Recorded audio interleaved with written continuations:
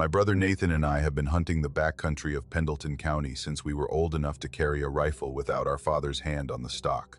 Our family has hunted those mountains for 4 generations, starting with our great-grandfather, who settled a hollow near Seneca Rocks in the 1920s, and who taught his sons to read the forest the way other men read newspapers, with a daily attention that turns observation into instinct. The land we hunt isn't posted, and it isn't managed. It's national forest, technically, the Monongahela, but the section we use is so remote and so far from any maintained trail or road that the Forest Service treats it the way they treat most of their backcountry holdings in West Virginia, as land that exists on a map and in a budget, but that nobody visits often enough to maintain in any meaningful sense. We access it from a fire road that branches off a county route about 12 miles south of Franklin. The fire road is passable in dry weather if you have four-wheel drive and a tolerance for ruts that can swallow a tire. It climbs for about 4 miles through second-growth hardwood before dead-ending at a turnaround that the Forest Service cleared decades ago and hasn't touched since. From the turnaround, we hike, following a ridge that runs southwest for about 2 miles before dropping into a drainage that feeds the south branch of the Potomac. The hunting is in the drainage and on the slopes above it, a section of steep, heavily timbered mountain that holds deer and turkey and the occasional bear, and that is, by any standard that matters, wilderness. The nearest maintained road is 6 miles away. The nearest house is further. The nearest cell signal is somewhere on the ridge behind us, intermittent and unreliable, the kind of signal that your phone finds and loses in the same breath. We were hunting on a Tuesday, in the second week of November 2021. Rifle season had opened the Saturday before, and we'd spent the weekend in a wall tent at a camp we'd been using for years, a flat spot near the creek at the bottom of the drainage. The weekend had been productive. Nathan had taken a doe on Saturday evening, and I'd seen a buck on Sunday morning but hadn't gotten a clean shot.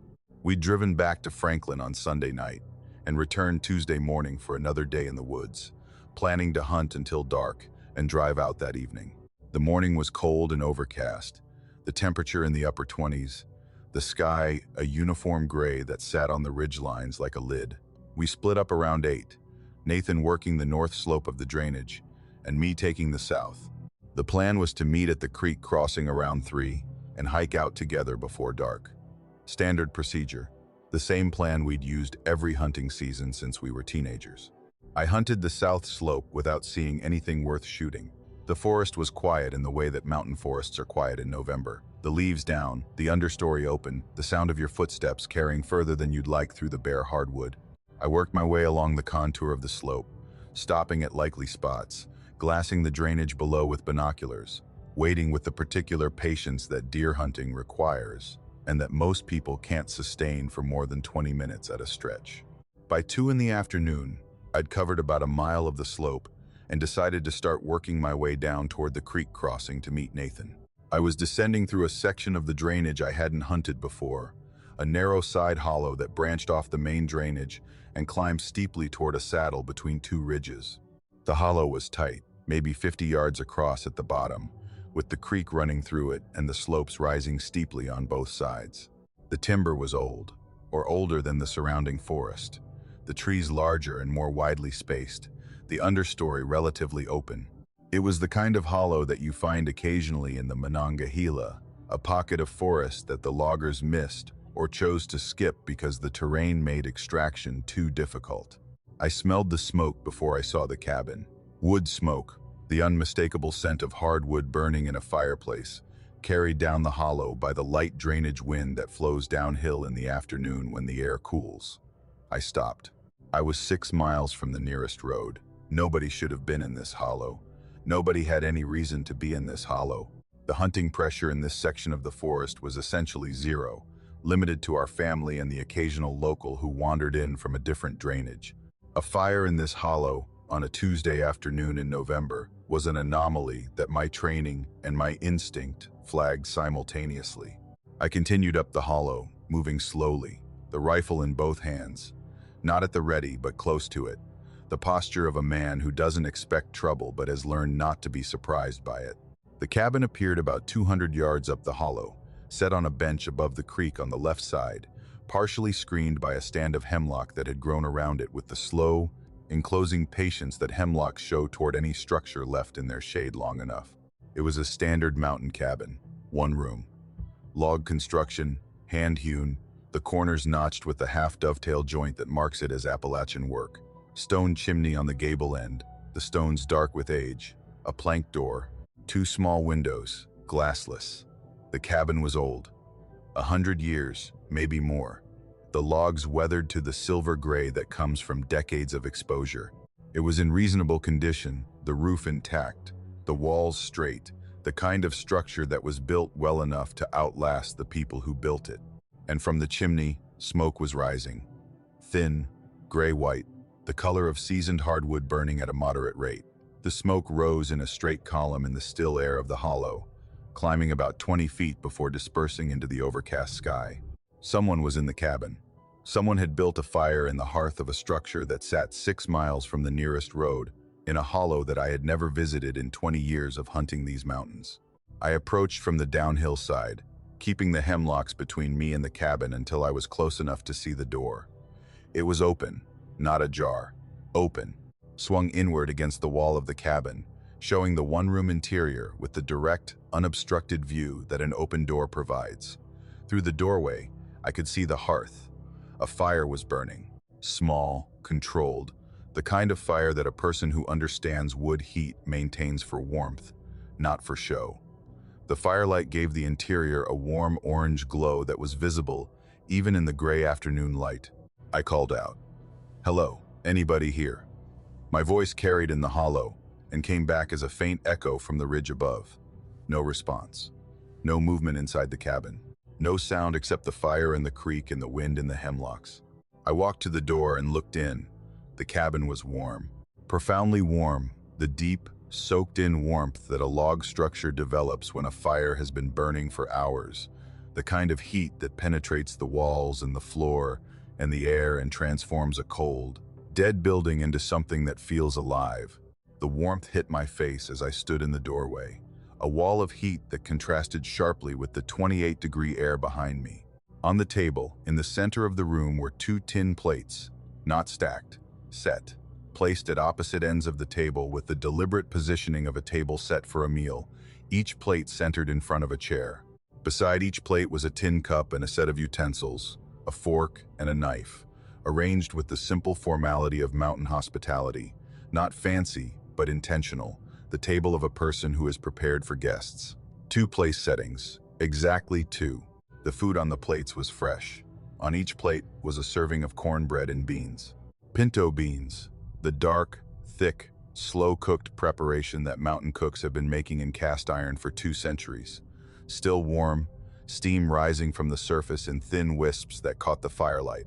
The cornbread was golden brown, broken into pieces rather than sliced, and the rough, crumbly texture of cornbread made from stone-ground meal and cooked in a skillet on a hearth. It was warm to the touch. I know because I touched it. I reached out and touched the cornbread on the nearest plate, and it was warm the way food is warm when it's been taken from the fire 5 minutes ago. The 2 chairs were pulled out from the table, not pushed in, not at rest. Pulled out at angles that suggested someone had been sitting in them and had stood up and stepped away. The chairs left in the position that a body leaves them when it rises from a meal, angled slightly outward, the front legs lifting off the floor by a fraction of an inch. The way wooden chairs lift when a person pushes back and stands. 2 chairs, pulled out, as if 2 people had been sitting at the table and had gotten up at the same time and walked away. Nathan's voice came from behind me. He'd followed the smoke the same way I had, approaching from the creek crossing where we'd planned to meet. He stood beside me in the doorway and looked at the table and the plate and the chairs and the fire, and he said the same thing I was thinking. He said somebody knew we were coming. I watched him walk to the table. He picked up one of the cups. It was full of coffee. Black, hot, the surface trembling slightly from the vibration of his hand. He held it for a moment, looking at the coffee, and then at me, and then he set it down carefully in the exact position it had been. The cup made a small sound against the table, the quiet click of tin on wood, and the sound was the loudest thing in the hollow. We went outside. We looked at the ground around the cabin. The leaf litter was undisturbed. November leaves, dry and brown, lying in the even, unbroken layer that accumulates on the forest floor when nobody has walked on it. No footprints. Not ours, which should have been there because we'd just walked to the door but weren't. No path through the leaves from any direction. No disturbance of any kind. The ground around the cabin looked the way ground looks when nothing has touched it since the leaves fell, pristine and uniform and untouched. Nathan looked at me. I looked at the cabin. The fire was still burning. The smoke was still rising. The 2 plates of food were still warm on the table, set for 2 guests who had arrived exactly when expected by a host who had prepared for them and then vanished without leaving a footprint. We left. We walked back down the hollow to the creek and followed the creek to the drainage and followed the drainage to the ridge and followed the ridge to the fire road. And we didn't speak until we reached the truck. Not because we'd agreed not to, because there was nothing to say. What do you say about a cabin in a hollow 6 miles from the nearest road? D, where someone has cooked a meal for 2 people, set the table. D pulled out the chairs and filled the cups with hot coffee and then disappeared without touching the ground around the building. What do you say about food that's war? D, a fire that's burning and a table set for guests in a cabin where nobody has been. What do you say? We drove to Franklin. We ate at the diner on Main Street, and we didn't talk about the cab. N, and we went home. E, and we slept. And the next morning, we drove back with our father. We told him on the drive. He listened without speaking, the way he listens to everything, with the focused, evaluative attention of a man who has lived in these mountains for 60 years and has learned to take information seriously regardless of how it sounds. We hiked in. Same route, same ridge, same drainage, same side hollow. The cabin was there. Same location, same structure, same hemlock screen. But it was different. The door was closed. Not just closed, but locked. A heavy padlock on a hasp that neither Nathan nor I had seen the day before. The padlock was old, rusted, the kind of hardware that has been exposed to mountain weather for decades. The hasp was mounted with square head nails that had been driven into the wood long enough ago that the wood had darkened around them. This padlock and this hasp have been on this door for a very long time. They had not been installed overnight. The chimney was cold. No smoke, no warmth. The stone was the same temperature as the November air, 30 degrees, the thermal signature of a structure that has not been heated in a very long time. My father put his hand against the log wall, cold. He looked through the window. The interior was dark. No fire, no plates, no cups, no food. The table was there, bare, its surface covered with the fine layer of dust that accumulates on horizontal surfaces in abandoned buildings. The chairs were pushed in, tight against the table, not pulled out, not angled, pushed in. The way chairs are pushed in when nobody has sat in them for years. My father stood in front of the cabin for a long time. He looked at the padlock, D, the chimney, the window, and the ground around the building. Then he said something that I've thought about every day since. He said this cabin has been locked since before you were born. He said his father had shown it to him when he was a boy. He said it was locked then. He said the padlock was the same. He said his father had told him the cabin belonged to people who didn't need doors to come and geo, and that the lock wasn't to keep people out but to keep the living from walking in uninvited. He said we hadn't been uninvited. He said the table was set for 2. He said 2 of us had come. He said whoever lived in that cabin, in whatever way they lived there, had known we were coming and had prepared for us and had served us a meal and had waited for us to leave before closing the door and returning the cabin to the state it shows the rest of the world, cold and locked and empty. He said the food was a welcome. He said the coffee was hospitality. He said the 2-place settings were proof that whatever inhabits that hollow knows the difference between guests and strangers and treats the distinction with the same mountain courtesy that his grandfather practiced and his father practiced, and that he had raised us to practice. We've never gone back to that hollow. We hunt the main drainage the same way we always have, but the side hollow where the cabin sits is a place we walk past without entering. Not because we're afraid, because we were guests once and the meal was warm and the coffee was hot and the table was set for exactly 2 and something in that cabin knew us well enough to count us before we arrived. And returning without an invitation would be rude.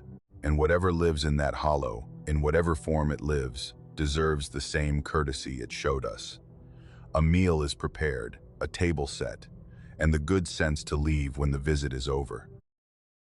I bought the property in the spring of 2020, 47 acres in Greenbrier County, West Virginia, about 8 miles outside of Lewisburg on a road that turns from pavement to gravel about 2 miles before reaching the property line. The land was a mix of pasture and hardwood forest on a south-facing slope that climbed from a creek bottom to a ridgeline that marked the boundary with the National Forest. The main house was a farmhouse built in the 1940s, solid and functional, the kind of structure that rural West Virginia produces when someone with modest means and substantial skill decides to build a home that will outlast them. 3 bedrooms, a kitchen, a bathroom added in the 60s, and a porch that faced the valley with a view of the Greenbrier River drainage that the realtor described as the selling point, and that I would have agreed with if I'd been buying the property for the view. I was buying it because it was cheap. 47 acres with a house and outbuildings for a price that would have covered a 2-bedroom apartment in most cities. The economics of rural West Virginia are what they are, and the math favored someone like me, a divorced man in his 40s with a modest savings account and a remote job that didn't require a specific zip code. I wanted land. I wanted quiet. I wanted the particular kind of independence that comes from owning a piece of ground that nobody else wants, and that you can shape according to your own needs rather than someone else's expectations. The realtor mentioned the cabin during the showing. She said it casually, the way realtors mention features that they consider minor. A heritage structure about a 1/4 mile up the slope from the main house, built in the 1880s, used for storage by the previous owners. She said it was in good condition for its age. She said the Historical Society had expressed interest in documenting it, but had never followed through. She said it came with the property and could be used for whatever I wanted. Storage, a workshop, a guest cabin if I put some money into it. She said these things while walking me through the main house. And I filed them away the way you file away anything that isn't relevant to the immediate decision. I moved in the first week of April. The house needed work, but nothing urgent, cosmetic updates, and some plumbing that had been neglected by owners who had other priorities. I spent the first few days unpacking and organizing and settling into the particular rhythm that a new property requires, learning where the water pressure drops and which doors stick and how the light moves through the rooms at different times of day. By the end of the first week, I'd established enough domestic order to turn my attention to the rest of the property, and that meant the cabin. I hiked up the slope on a Thursday morning. The path from the house to the cabin was an old farm track, 2 ruts in the grass that the previous owner's vehicles had worn into the hillside over decades of use. The track climbed through open pasture for about 200 yards before entering the tree line, where it narrowed to a footpath that continued through the hardwood to a clearing about a 1/4 mile from the house. The cabin was in the clearing. It was a single-room structure, maybe 14 by 18 feet, built from hand-hewn logs, notched at the corners, and chinked with a lime mortar that had been repointed at least once. The roof was metal, probably replaced in the mid-20th century, and the chimney was native stone, the gray limestone that Greenbrier County sits on. The door was a plank, hung on iron hinges that had been forged by hand, and the 2 windows were small and glassless, the openings fitted with wooden shutters that hung open on leather straps. The cabin was, as the realtor had said, in good condition. The logs were sound, the roof was tight, the foundation, a series of stone piers that lifted the structure about 18 inches off the ground, was intact and level. Whatever the 1880s builders had intended for this cabin, they had built it to last, and it had. The interior was cluttered with the previous owner's storage, old furniture, boxes of hardware, a collection of hand tools that looked like they hadn't been used in decades. Feed bags, wire rolls, and the accumulated detritus of a working farm that had been storing things in this cabin for years. I decided to clean it out, haul the junk down to the house, sort it, keep what is useful, dispose of the rest, transform the cabin from a storage shed back into a usable structure. I started with the big items, dragging the furniture out through the door and stacking it in the clearing. Then the boxes, one by one, were carried to the truck at the bottom of the path and driven to the house. By mid-afternoon, the cabin was empty except for the built-in features, the hearth, the table, and the plank floor. I went back up with a broom and started sweeping. The floor was wide plank, the boards about 10 inches across and an inch and a half thick, laid across the floor joists, with the tight, gap-free fit of careful carpentry. The wood was heart pine, dark with age, the surface worn smooth by 140 years of feet. It was a good floor. The kind of floor that modern builders can't replicate because the trees that produce those boards no longer exist in the sizes that produce planks that wide. I was sweeping the center of the room, working the dust and dirt toward the door, when I heard it. A tapping, coming from beneath the floor. Not a knock, which implies force. Not a scratch, which implies movement. A tap. The specific, distinct sound of something solid making contact with the underside of the floorboards with a controlled, deliberate, light impact. 3 taps. A pause of about 2 seconds. 3 taps. A pause. 3 taps. The rhythm was exact, not approximate, exact. The interval between taps was consistent. The interval between sets was consistent. The force of each tap was consistent. It was a pattern, produced by something that understood pattern and was capable of reproducing it with a precision that randomness does not achieve. I stopped sweeping. The tapping stopped. The cabin was silent. The wind moved through the trees outside. A bird called from the ridge above. Normal sounds. Forest sounds. I stood in the center of the room, and I looked at the floor. R and the floor looked back at me with the neutral, uncommunicative surface of aged wood. I started sweeping again. The tapping resumed. Same rhythm, same position, same point directly beneath the center of the room, under the boards where I was standing. 3 taps, pause. 3 taps, pause. I stopped. The tapping stopped. I swept. The tapping started. The correlation was absolute. The tapping responded to my activity. It occurred when I was making noise and ceased when I was silent. It was not coincidental. It was responsive. Whatever was producing the sound was aware of me and was responding to my presence in the room above it. I knelt on the floor. I pressed my ear to the planks. The wood was cold against my cheek, the dense, stored cold of heart pine that hasn't been warmed by a fire in years. I waited. Silence. Then I tapped the floor with my knuckle. 3 taps. The response was immediate. 3 taps from below, matching my rhythm exactly. The sound rising through the planks with a clarity that told me the source was close, not deep in the ground, but just beneath the floor, in the crawl space between the planks and the earth, maybe 18 inches below my ear. Close enough that the taps had the intimate, near-field quality of a sound produced within arm's reach. I stood up. I went outside. I walked around to the side of the cabin where the slope allowed me to see the foundation. The stone piers lifted the cabin about 18 inches off the ground, creating a crawl space that was visible from the downhill side, a dark gap between the earth and the floor joists that extended beneath the entire footprint of the structure. I got on my stomach. I turned on the flashlight on my phone and pointed it into the crawl space. The space was empty. Dirt floor, compacted by decades of gravity and the slow compression that the earth undergoes beneath a structure. Stone piers, gray and lichened, spaced about 4 feet apart, support the floor joists. Floor joists, heavy timbers, running perpendicular to the planks above. Cobwebs in the corners where the joists met the sill plates. The dry, musty smell of undisturbed earth in a confined space. Normal. Expected. The crawl space of an old cabin that has been sitting on stone piers for 140 years. Except for the center, the dirt directly beneath the center of the cabin, the point that corresponded to the position where I'd been standing when the tapping occurred, was different from the rest of the crawl space floor. It was depressed, a shallow depression in the compacted earth, an oval shape about 6 feet long and approximately 2 feet wide, pressed into the ground with the smooth, uniform depth of an impression made by sustained weight over a very long period. The edges of the depression were gradual, the dirt sloping from the level surface of the crawl space down to the bottom of the oval, which was maybe 2 inches deeper than the surrounding ground.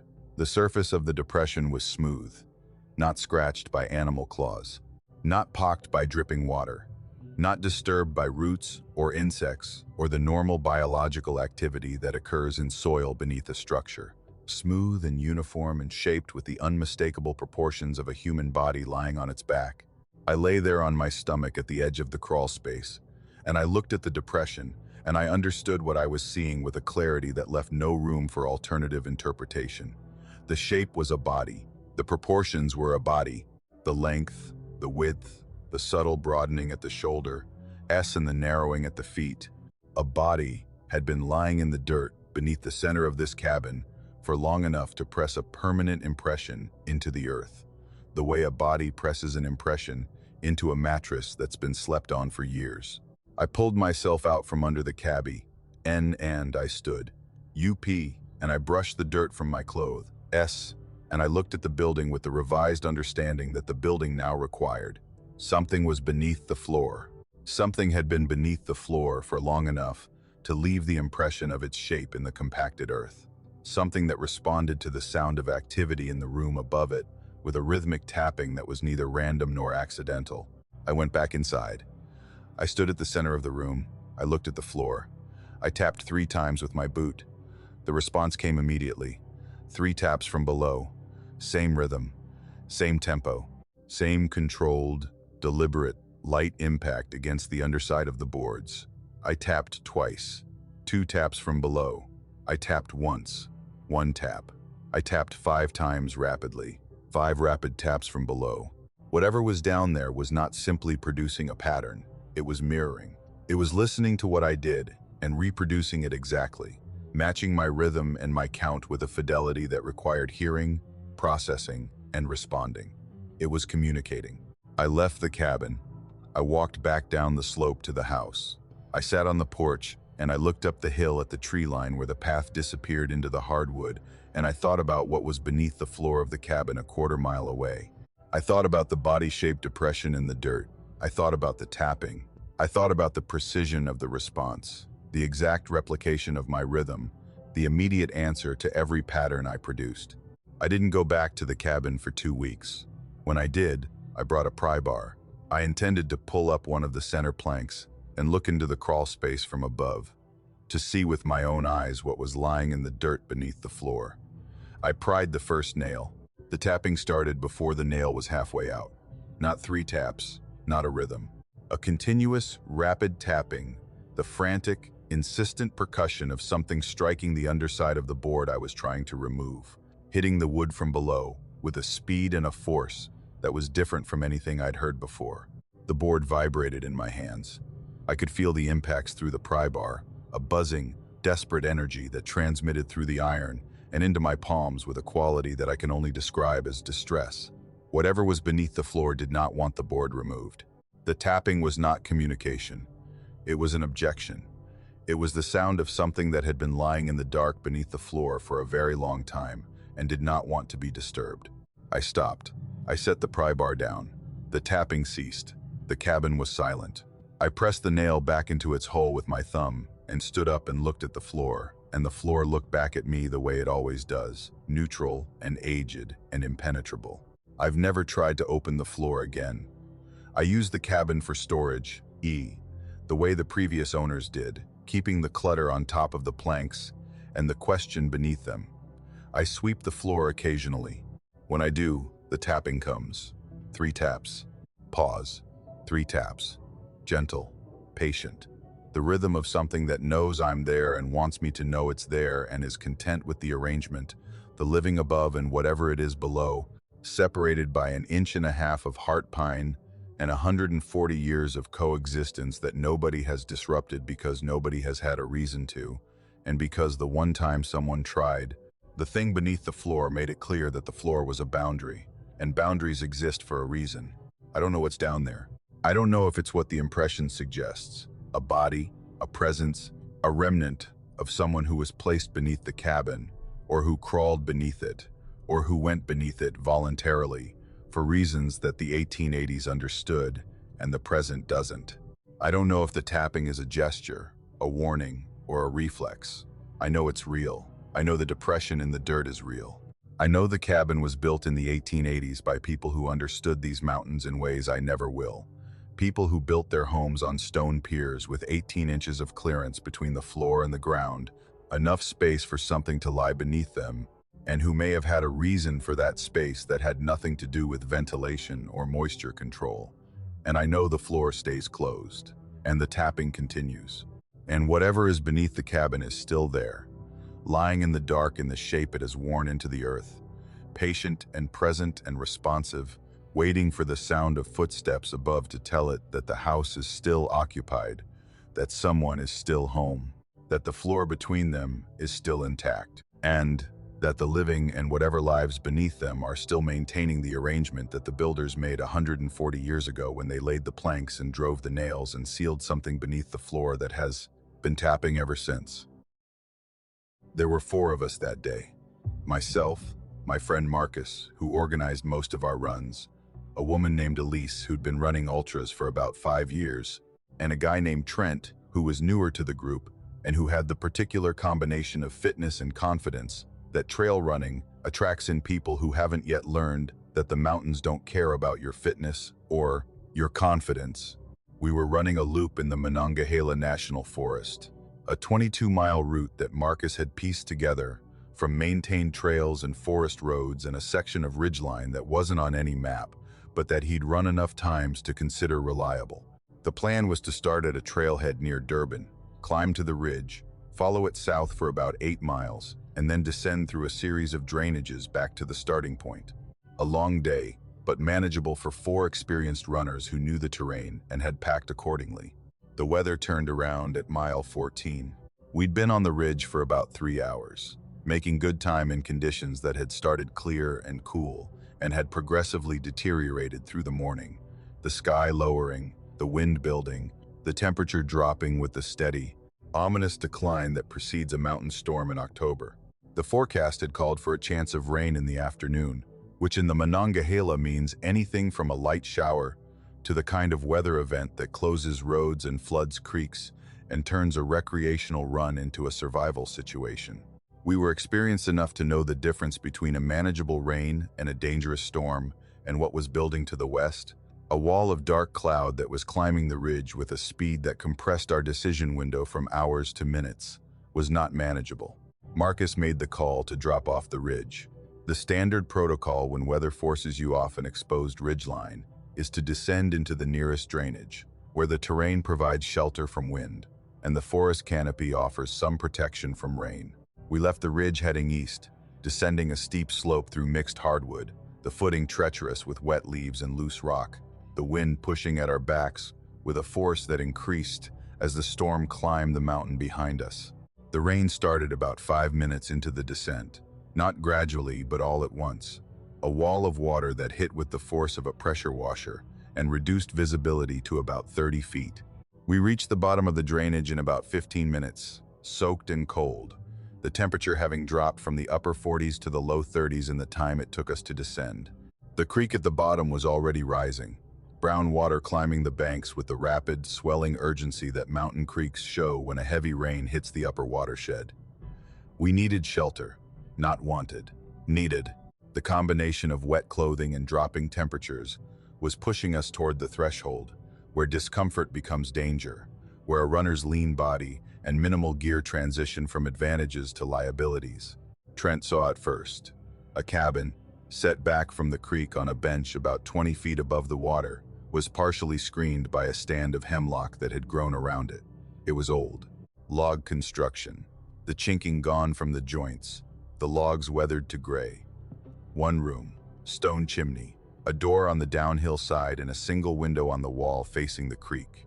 The roof was metal, rusted but intact, still capable of shedding water after what appeared to be decades of neglect.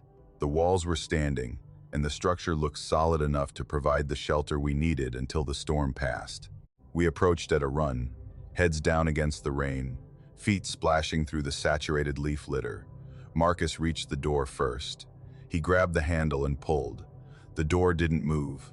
He pushed. The door didn't move. He stepped back and looked at it. Then he said the door is nailed shut. I looked. He was right. The door was secured to the frame with nails, not a few nails. A dozen, maybe more, heavy iron nails driven through the face of the door into the frame behind it, spaced evenly from the top of the door to the bottom. The heads hammered flat against the wood, with a force that had sunk them into the grain until the nail heads were flush with the surface. The nails were old. The iron was dark with oxidation. the same rust-brown color as the metal roof, aged by the same decades of weather. These nails had been driven a long time ago by someone with a hammer and a purpose. The purpose was clear. The door was not meant to be opened, not locked, which implies a key and the possibility of unlocking, not latched, which implies a mechanism and the possibility of release. Nailed, permanently, deliberately, irrevocably sealed with the oldest and most final fastening method available to a person with a hammer and a handful of iron nails. Whoever had done this had intended the door to stay closed forever. Elise went around to the window. The glass was gone, either broken out or never installed, the opening a rough rectangle about 2 feet wide and 18 inches tall, small enough that an adult couldn't fit through it, but large enough to see the interior. She cupped her hands against the rain and leaned in and looked. Then she stepped back. She didn't say anything. Her face did something that I'd never seen it do in 5 years of running together. A contraction, a pulling in, as if the muscles of her face were trying to retreat from what her eyes had seen. I looked. The interior was a single room, maybe 14 by 16, with a hearth on the far wall and a table in the center and a bed frame against the left wall, the kind of rope and rail frame that mountain people slept on before manufactured mattresses reached the hollows. The mattress was gone. The table was bare. The hearth was cold and dark with the accumulated soot of 100 years of fires that nobody had cleaned. The room was dim. The only light coming from the window I was looking through and the gaps in the chinking where the logs had separated over time. On the floor, starting at the door and proceeding across the room toward the far wall, were handprints. Not painted, not drawn, pressed into the wood of the floor by hands that had been covered in something dark. The substance was ash or dirt or something organic that had dried to a black-brown residue that had bonded with the wood grain and become permanent, the way bloodstains bond with wood when they're left long enough. The prints were clear, individual fingers visible, the heel of the palm visible. The impression of skin texture was visible in the ones closest to the window, where the light was strongest. They started at the door. 2 handprints, side by side, about shoulder-width apart, positioned on the floor directly in front of the nailed door, as if someone had been on their hands and knees facing the interior of the cabin. Adult hands, full-sized, the span of a grown person's hand spread flat against the floor with the fingers extended. From these first prints, the trail continued. Pairs of handprints, left and right, progress across the floor in the crawling pattern that a person produces when they move on their hands and knees, each pair spaced about 18 inches from the last, the distance of a single crawling stride. The prints got smaller, not gradually, the way a trail fades when the substance on the hands is depleted by contact with each successive surface. The prints maintained their intensity, the same dark residue, the same depth of impression, the same clarity of detail, but the hands that made them shrank. By the middle of the room, about 8 feet from the door, the handprints were the size of a 10-year-old's. The fingers were shorter, the palms were narrower. The span was reduced from the adult prints by maybe 30%. The prints were still clear, still detailed, still pressed into the wood with the same deliberate, full-weight pressure. But the hands that produced them were smaller.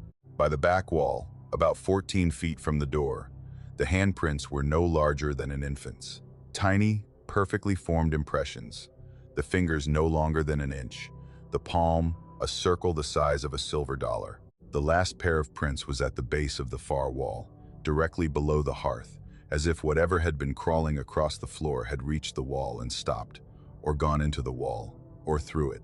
The final prints were pressed against the wood where the floor met the stone of the chimney foundation, and they were the prints of a newborn, impossibly small, impossibly detailed, each finger distinct, each crease in the tiny palm visible in the dark residue. I pulled my head back from the window. The rain was still coming down. The storm was still building.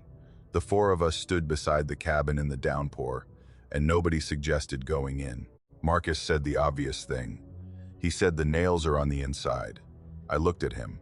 He said it again. The nails are on the inside of the door. I'd assumed the door had been nailed from outside, someone standing in front of the cabin driving nails through the door to seal it. But Marcus had looked more closely than I had. The nail heads were on the interior face of the door. The points of the nails had been driven through the door and into the frame from inside the cabin. Someone had stood inside that room and nailed the door shut from the inside, sealing themselves in, driving a dozen heavy iron nails through the wood with a hammer they must have brought for the purpose. Someone had sealed themselves inside that cabin, and then they had gotten on their hands and knees and crawled across the floor from the door to the far wall. And as they crawled, they had shrunk, from adult to child to infant to something smaller than an infant, the hands pressing dark prints into the wood with each diminishing stride, the body reducing itself as it crossed the room until by the time it reached the wall, it was small enough to fit through a gap in the chinking, or a crack in the foundation, or whatever opening the far wall, provided that the door no longer did. We didn't shelter in the cabin. We huddled under the hemlocks and waited for the worst of the storm to pass, and then we ran. We ran the drainage to the nearest forest road, D, and we ran the forest road to the trailhead, add, and we ran the whole way without stopping, because the rain was cold and the air was colder, and the alternative to running was standing still and thinking about what we'd seen. I went back the following spring, not to the cabin, to the county records office in Elkins, where the property records for that section of the Monongahela are archived. I looked up the parcel. The cabin was listed as a historical structure, built approximately in 1870, occupied until 1912, and abandoned after that. The last recorded residents were a family named Currents, a man, his wife, and their 3 children. The record showed that the family had homesteaded the hollow in the 1880s and had lived there until 1912, when the county assessor's office noted the property as abandoned. No forwarding address, no record of sale, no record of death. The Currents family simply stopped appearing in the county records in 1912 as if they had ceased to exist. I looked for the family in the census records. They were there in 1900. Father, mother, 3 children, aged 2, 5, and 8. They were not there in 1910. The census taker's notes for the 1,910 count included a single line for the property. House sealed. Nobody home. Sealed. Not empty. Not abandoned. Sealed. The word a census taker uses when a door has been nailed shut and the house behind it has been closed with a finality that doesn't invite entry. I think about the handprints. I think about the progression from adult to child to infant to something smaller than memory can hold. I think about the nails driven from the inside by hands that chose to seal themselves in rather than walk out through a door that opened onto a hollow and a creek and a mountain and a world that those hands, for reasons I will never understand, decided they could no longer face. And I think about the far wall and the handprints that ended at its base, and whatever gap or crack or opening allowed passage for something that had made itself small enough to fit through it. And I wonder where that opening leads. And I wonder if the Currents family found it. And I wonder if what's on the other side is better or worse than a hollow in the Monongahela where the rain comes down and the creek rises, and the cabin stands, with its door nailed shut from the inside by someone who wanted out so badly that they were willing to become something else entirely, to find the exit that the door no longer provided. I do historical preservation work in the coal fields of southern West Virginia. That sounds more romantic than it is. What it actually means is that I drive a truck into hollows that the economy forgot, and I assess structures that nobody wants to save, but that the State Historical Preservation Office requires documentation of before they can be officially abandoned, which is a bureaucratic way of saying that before a building can be left to rot, someone has to write a report confirming that it's already rotting. I've been doing this for 8 years. I've assessed hundreds of structures across McDowell, Mingo, Wyoming, and Raleigh counties, cabins, D houses, churches, company stores, S and tipple buildings, S and the 100 other types of structures that the coal industry built, and the post-coal economy has been slowly returning to the ground. The project in McDowell County was a batch assessment, 12 structures in a remote section of the county that the Historical Preservation Office had flagged as potentially significant based on aerial survey photographs. Potentially significant is a generous term. What it usually means is that someone in an office in Charleston looked at a satellite image and saw a roof that hadn't collapsed yet and decided that if the roof was still intact, the structure might be worth documenting before it joined the thousands of others that have already disappeared into the forest floor. My job was to hike in, photograph each structure, assess its condition, note any historically significant features, and file a report that would allow the office to check a box and move on. The first 3 cabins on my list were unremarkable. Standard mountain structures, 1 or 2 rooms, log construction, in various stages of returning to the earth. The roofs were gone or going. The walls were listing. The interiors were open to weather and animals and the slow, patient process of decomposition that claims every wooden structure in the Appalachians that isn't actively maintained. I photographed them, noted their condition, recorded the GPS coordinates, and moved on. Standard work. The kind of documentation that takes about 45 minutes per structure and produces a report that nobody will ever read. The 4th cabin was different. It was set in a narrow hollow, about a mile from the nearest passable road, accessible by a path that followed a creek through a thicket of rhododendron and second-growth hardwood. The hollow was dark, the kind of tight, steep-sided crease in the mountain that gets direct sunlight for maybe 3 hours a day in summer and almost none in November. The creek ran through the bottom, brown with tannin, the water cold and clear and carrying the mineral smell that mountain creeks carry when they run over sandstone. The cabin was frame construction rather than log, which placed it later than most of the structures I'd been assessing, probably 1920s, based on the construction methods and the materials. It was a single story, maybe 16 by 20 feet, with a gable roof covered in corrugated metal that was rusted but intact. The walls were bored in batten, the vertical planks in narrow strips that mountain builders used when sawn lumber became available, and the broadaxe techniques of the log building era gave way to the faster, cheaper methods of the industrial age.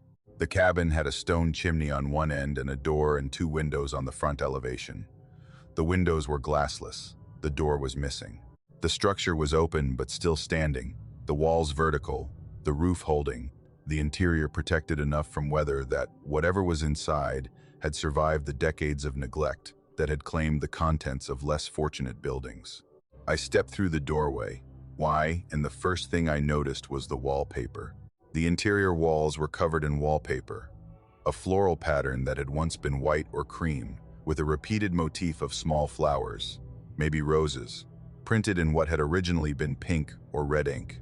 The paper had faded to the pale yellow-brown that all wallpaper becomes after long enough exposure to smoke and moisture, and the slow chemical degradation that sunlight and time inflict on organic pigments. It was peeling in places, the edges curling where moisture had penetrated the paste, but it was largely intact, covering the plaster overlath walls with a continuous surface that was remarkable, mainly for its survival. Wallpaper in abandoned mountain structures is uncommon. The humidity, the temperature fluctuations, and the animal activity that characterize unoccupied buildings in the Appalachians usually destroy paper surfaces within a decade. This paper has been here for roughly 100 years. I began my assessment, photographing the interior from the doorway, then moving to each wall to document the condition of the plaster, the framing, and the connection points where the walls met the roof structure. I was working on the longest wall, the one opposite the door, when I noticed the shapes. I thought they were water stains. The wallpaper had the typical damage pattern of a structure with a compromised roof, dark patches where moisture had penetrated the plaster and bled through the paper, discoloring it in irregular shapes that mapped the path of water through the wall cavity. But as I looked more closely, moving my headlamp across the surface, the shapes resolved into something more specific than water damage. They were outlines, human outlines, the silhouettes of people, standing upright, arms at their sides, pressed against the wall with a flatness that suggested they had been leaning there, their backs against the plaster, when whatever produced the discoloration had occurred. There were 4 of them on the longest wall, 4 distinct outlines, spaced about 3 feet apart, each one a different size and proportion. The leftmost was the tallest, maybe 5 feet 10, the proportions of an adult male, the shoulders broad, the torso narrowing to the waist, the legs slightly apart. Beside it was a shorter outline, maybe 5 feet 4, narrower, the proportions suggesting an adult female. The third was shorter still, maybe 4 feet, the build of an adolescent. The fourth was small, maybe 3 feet. The size and shape of a young child, the arms hanging at the sides, the head round and proportionally large, the way children's heads are, the body compact and small against the faded flowers of the wallpaper. I moved to the wall beside the window. Two more outlines, both adult-sized, one slightly taller than the other, standing side by side at the same height from the floor, about 4 feet, which I realized was the height of the wainscoting line where the wallpaper met a lower section of painted plaster that had mostly flaked away. The outlines were at the same level on every wall, their feet, if they had feet, at the 4-foot line, as if whoever had been standing there had been standing on something that raised them above the floor level, or as if the floor had been different when the outlines were made, or as if the concept of standing on the floor was irrelevant to whatever had produced these shapes.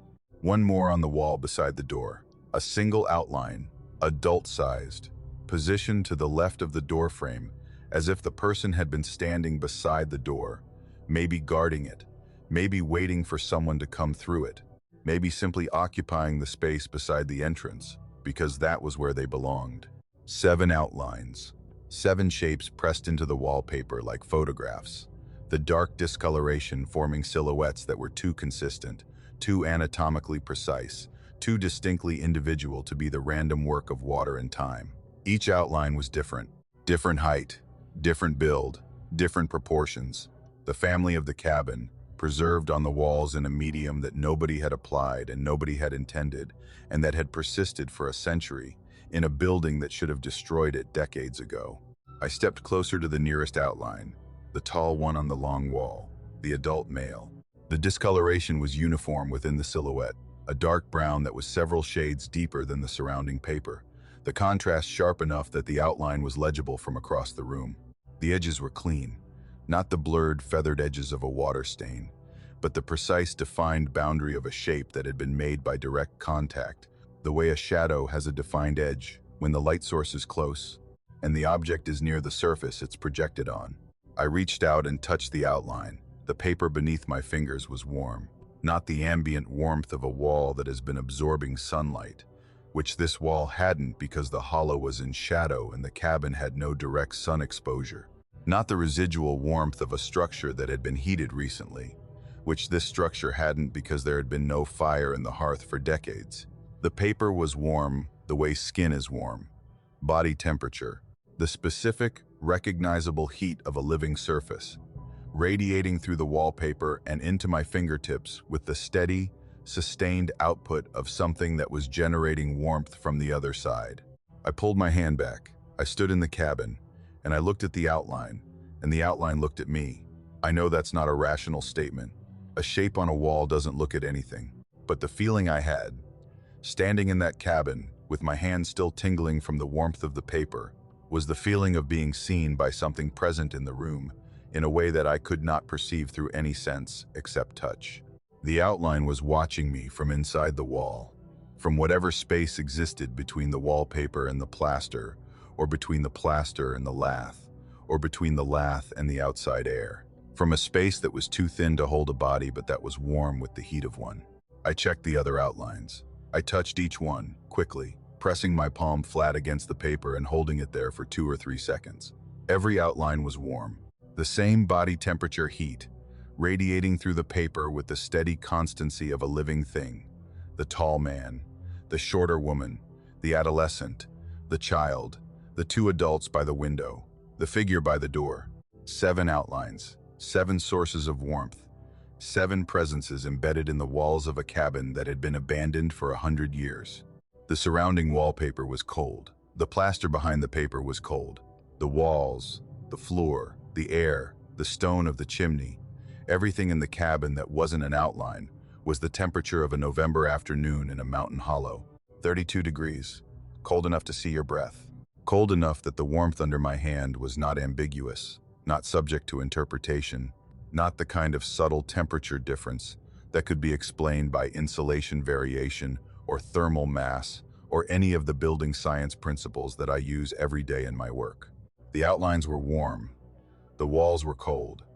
The difference was 30, maybe 40 degrees. The difference between a living body and a dead building. I photographed them, all 7. Wide shots that showed the outlines in context on the walls and close-ups that showed the detail of the discoloration and the precision of the edges. I noted the positions and the dimensions in my field notebook. I recorded the GPS coordinates. I completed my assessment of the structure's condition, and I filed the report with the Preservation Office, and I noted the wallpaper as a feature of historical interest, which is the bureaucratic language for something I couldn't explain and didn't want to explain, and that the office in Charleston would read and file and never follow up on because following up would require someone to drive to McDowell County and hike into a hollow and stand in a cabin and touch a wall and feel what I felt, and I don't think anyone in that office wants to do that. I've been back once, not for the project, for myself. I drove to McDowell County on a Saturday in January and hiked the hollow in the snow and stood in the cabin and looked at the outlines on the walls. They were the same, 7 shapes, 7 silhouettes. The family of the cabin, pressed into the wallpaper like photographs in an album that nobody opens, but that preserves its images nonetheless. I touched the child.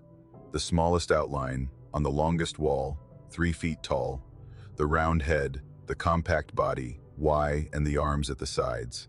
The paper was warm, in a cabin where the temperature was 18 degrees, and the snow was drifting through the glassless windows, and the air was cold enough to freeze the moisture in my breath before it left my mouth. The wallpaper under my hand was warm, body warm, child warm. The specific heat of a small body pressed against a wall in a cabin in a hollow in a county that the economy abandoned and the forest is reclaiming, and that the State Preservation Office has decided to document before it disappears. But it won't disappear, not completely. The walls will fall, L, and the roof will collapse, E, and the plaster will crumble, and the wallpaper will decompose, E, and the physical structure of the cabin will return to the ground the way everything returns to the ground in the mountains. But the outlines won't go. The warmth won't go. Whatever pressed itself into that wallpaper 100 years ago is still pressing, still warm, still standing at the 4-foot line with its arms at its sides and its back against the wall, occupying a cabin that has been its home for longer than the cabin has been standing, and that will go on being its home after the last board falls, and the last nail rusts, and the hollow closes over the place where a family lived and stayed and never left. 7 shapes in a wall, warm in a cold building, present in an empty room. The previous tenants, still standing where they stood, still watching from the wallpaper, still home. My grandmother was the kind of woman who said things once and expected them to be remembered. She didn't repeat instructions. She didn't explain her reasoning unless you were old enough and she was in the mood, which was rarely. She operated on the principle that the people around her would either listen the first time or suffer the consequences of not listening, and in either case, the lesson would be delivered with an efficiency that didn't require her to waste breath on repetition. She was born in the hollow in 193, and she died in the hollow in 2021.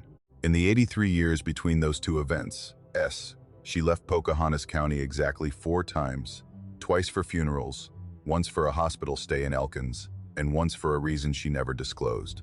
She was the hollow, the way the creek was the hollow, a permanent, foundational feature of the landscape that existed before I arrived, and that I assumed would exist after I left.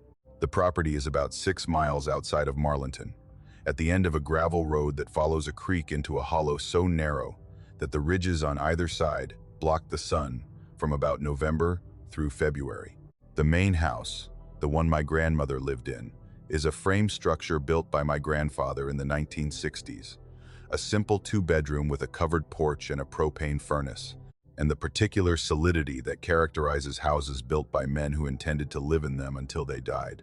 My grandfather died in it in 1994, and my grandmother lived in it alone for the remaining 27 years of her life with the quiet, self-sufficient independence of a woman who had never needed anyone's help and wasn't going to start needing it because the person she'd shared a house with was gone. The cabin was about 200 yards up the hollow from the main house, set on a bench above the creek where the terrain leveled briefly before climbing again toward the ridge. I'd known about it my entire life. It was visible from the yard of the main house if you looked up the hollow, a dark shape among the trees, the roof line, and the chimney visible above the understory. My grandmother referred to it simply as the cabin, the way you refer to any feature of your property that exists without requiring explanation. The barn, the well, the cabin, it was there. It had always been there. It was part of the property, the way the creek was part of the property. She told me to leave it alone when I was about 7. I was visiting for the summer, the way I did every year, spending June and July in the hollow while my parents worked in Beckley. I'd been exploring the property with the unsupervised freedom that grandparents in the mountains grant to grandchildren, roaming the creek and the woods and the hillside with the assumption that a child who falls will get back up and a child who gets lost will find their way home. I was walking up the hollow toward the cabin when she called me back. She was on the porch of the main house, standing at the railing, watching me with the calm, focused attention that she directed at anything she considered important. She said, "Leave the cabin alone." She said it once. She said it in the same practical, matter-of-fact tone she used for all her instructions, the tone that communicated seriousness without drama. The same tone she used when she told me not to eat mushrooms I couldn't identify, or not to swim in the river after a rain, or not to go past the third fence post on the upper pasture. Practical warnings are delivered without explanation and are expected to be obeyed. I obeyed. For 30 years, I obeyed. I visited the hollow every summer as a child, and later, as an adult, I drove down from Beckley 2 or 3 times a year to see my grandmother and help with the property. I never went to the cabin. I looked at it from the yard. I saw it through the trees when I hiked the creek, but I never walked up the bench and stepped onto the porch and looked inside. The instruction was clear, and the authority behind it was absolute, and I respected it the way I respected all of my grandmother's instructions, not out of fear but out of trust. She knew the hollow. She knew what was in it and what should be left alone. In her judgment on these matters had never, in my experience, been wrong. She died in March of 2021.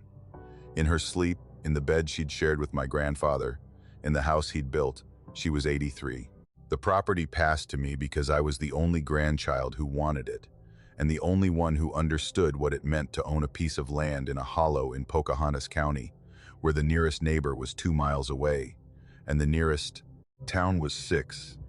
And the silence at night was so complete that you could hear the creek from every room in the house. I moved in that summer. Not permanently, not at first, but for long stretches, spending weeks at a time in the hollow, maintaining the property, repairing the fences, doing the work that the land required and that my grandmother had done alone for 27 years, with a stamina that I was only beginning to appreciate now that the work was mine. In September, I went to the cabin, not out of defiance. My grandmother was gone, and the instruction she'd given me was the instruction of a living woman to a living child, and the relationship between those two people had changed in a way that altered the terms of the agreement. The property was mine. The cabin was on the property. I had a right, and, I felt, a responsibility to know what was on my land. The cabin was small, smaller than it looked from the main house, where the distance and the trees gave it a presence that the structure itself didn't quite support. One room, maybe 12 by 14, built from logs that had been hewn square and notched at the corners with a technique that I recognized from other historic cabins in the county as mid-19th century, probably 1850s or 1860s. The chimney was stone, the chinking was gone from the joints, the roof was wood shakes that had been replaced at least once, and the newer shakes were a lighter color than the original ones that remained at the edges.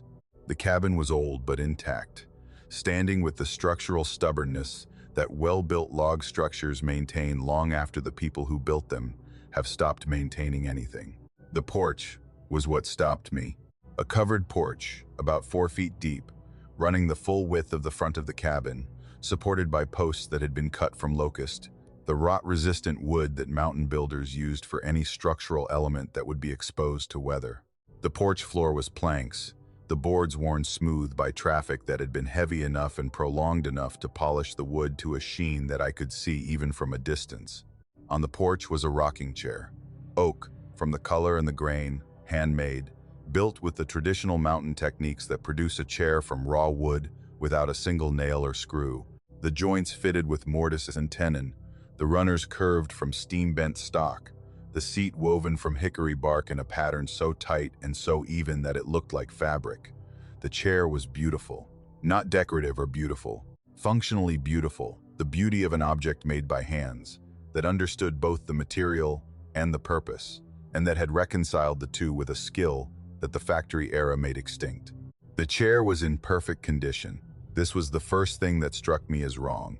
The porch was exposed. Rain, snow, sun, wind. The full assault of Pocahontas County weather hit that porch year-round without interruption.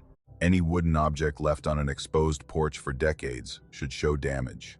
Checking, splitting, and graying are the progressive deteriorations that weather inflicts on unprotected wood until the object loses its structural integrity and collapses. The chair showed none of this. The oak was smooth and solid, the joints were tight, the hickory bark seat was intact, flexible, and unworn. The runners were curved and true, without the flat spots that develop when a rocking chair sits in one place long enough for the weight to compress the wood. The chair looked like it had been made last week and placed on the porch this morning. I sat in it. It was comfortable in the way that handmade furniture is comfortable, shaped by the maker's understanding of the human body rather than by a factory's understanding of average dimensions. The chair fit me. The back supported my shoulders at the right height. The seat was the right depth. The runners produced a rocking motion that was smooth and steady. Why and that required almost no effort to maintain. The kind of motion that becomes automatic once you start it. The body, continuing what the mind has initiated without conscious direction. I rocked for maybe 20 minutes, looking down the hollow toward the main house, the way whoever had sat in this chair before me had looked, at the view that the porch provided, the creek in the trees and the narrow strip of sky between the ridges and the roofline of the house below. It was a good view, a domestic view, the kind of panorama that a person sits in front of every evening, not because it's spectacular, but because it's theirs. I went home. I made dinner. I read. I went to bed around 10 in the back bedroom, the room with the window that faces up the hollow toward the cabin. I was lying in bed in the dark when I looked out the window and saw the porch. The chair was rocking. I could see it from 200 yards, a shape on the porch that was moving with the steady, rhythmic motion of a rocking chair in use, the forward and back oscillation that the human eye recognizes instantly, because the brain is wired to detect repetitive motion at a distance. The chair was rocking the way a chair rocks when someone is sitting in it, the motion sustained and even and purposeful, not the erratic, wind-driven sway that an empty chair produces when a gust catches it. This was the deliberate, foot-driven rocking of a person, sitting and rocking and looking down the hollow at the house below. But nobody was in the chair.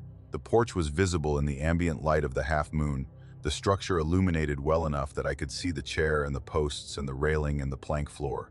The chair was rocking. The chair was empty.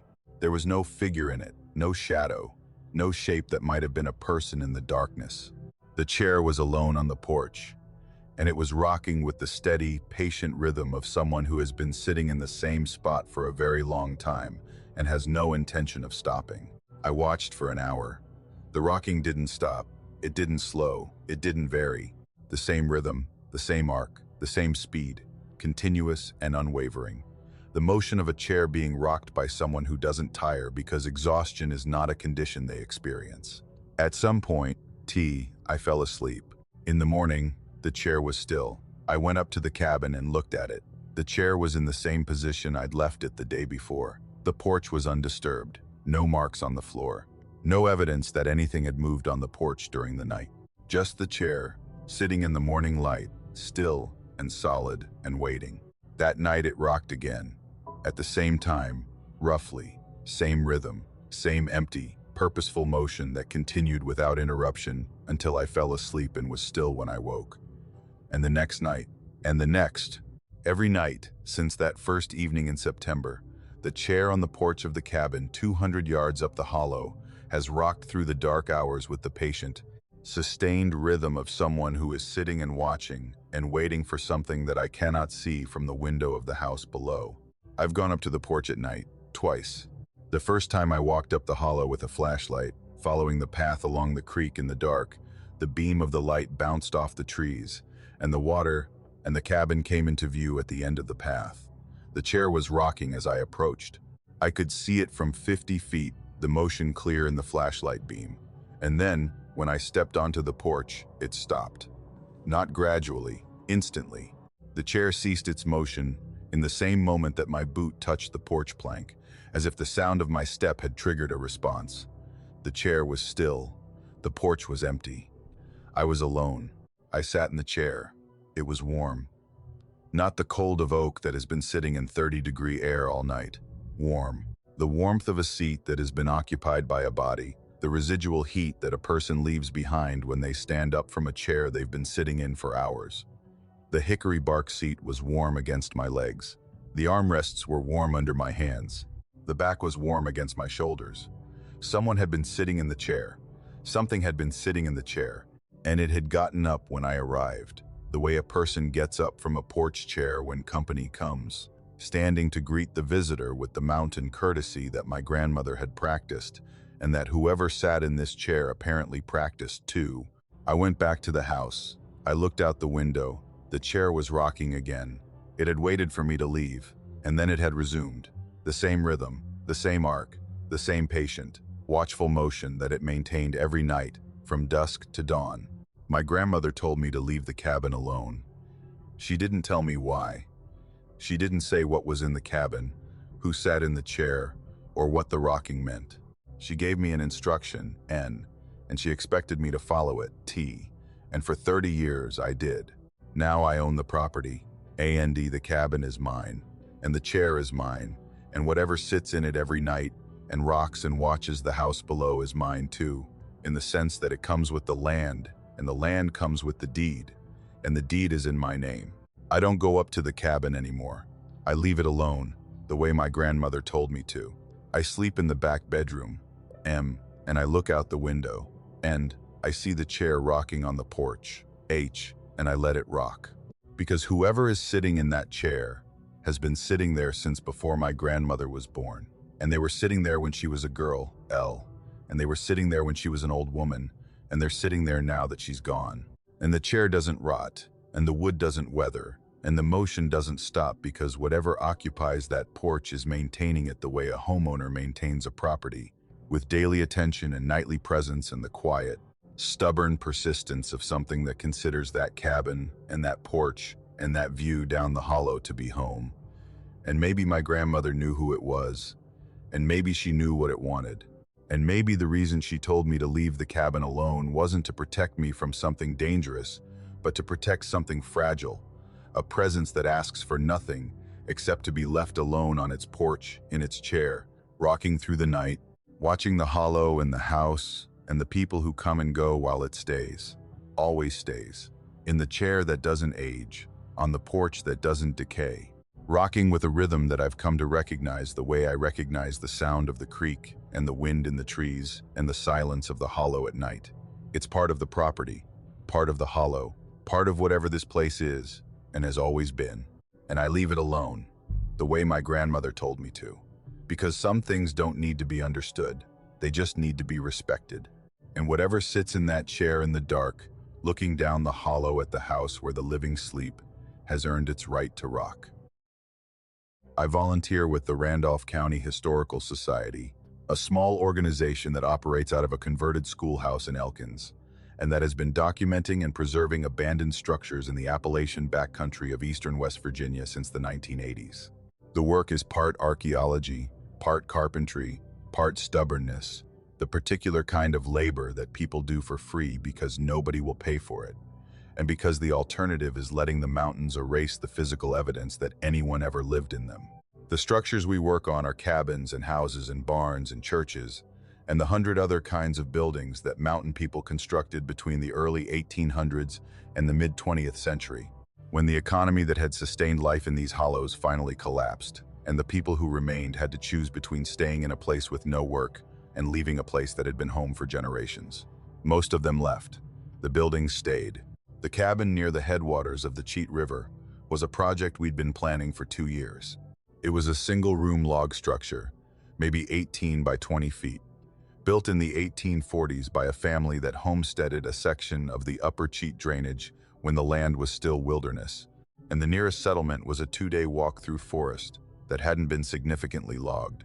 The cabin had been occupied continuously for about 100 years, passed through at least 4 families that we could document before being abandoned sometime in the early 1940s. It had been sitting in the forest since then, the roof gradually failing, the walls settling, the interior open to the weather and the animals, and the slow process of decomposition that claims every wooden structure that nobody maintains. The Historical Society had secured a grant to stabilize the cabin and replace the floor, which had rotted through in several places from decades of water infiltration through the failing roof. The work was straightforward. Remove the damaged floor planks. Inspect the floor joists, the heavy beams that span the foundation and support the floor. Replace any joists that are compromised. Lay new planks, the kind of work that a team of 4 volunteers with basic carpentry skills can complete in a weekend. If the weather cooperates and the structure hasn't deteriorated beyond what the grant budget can cover.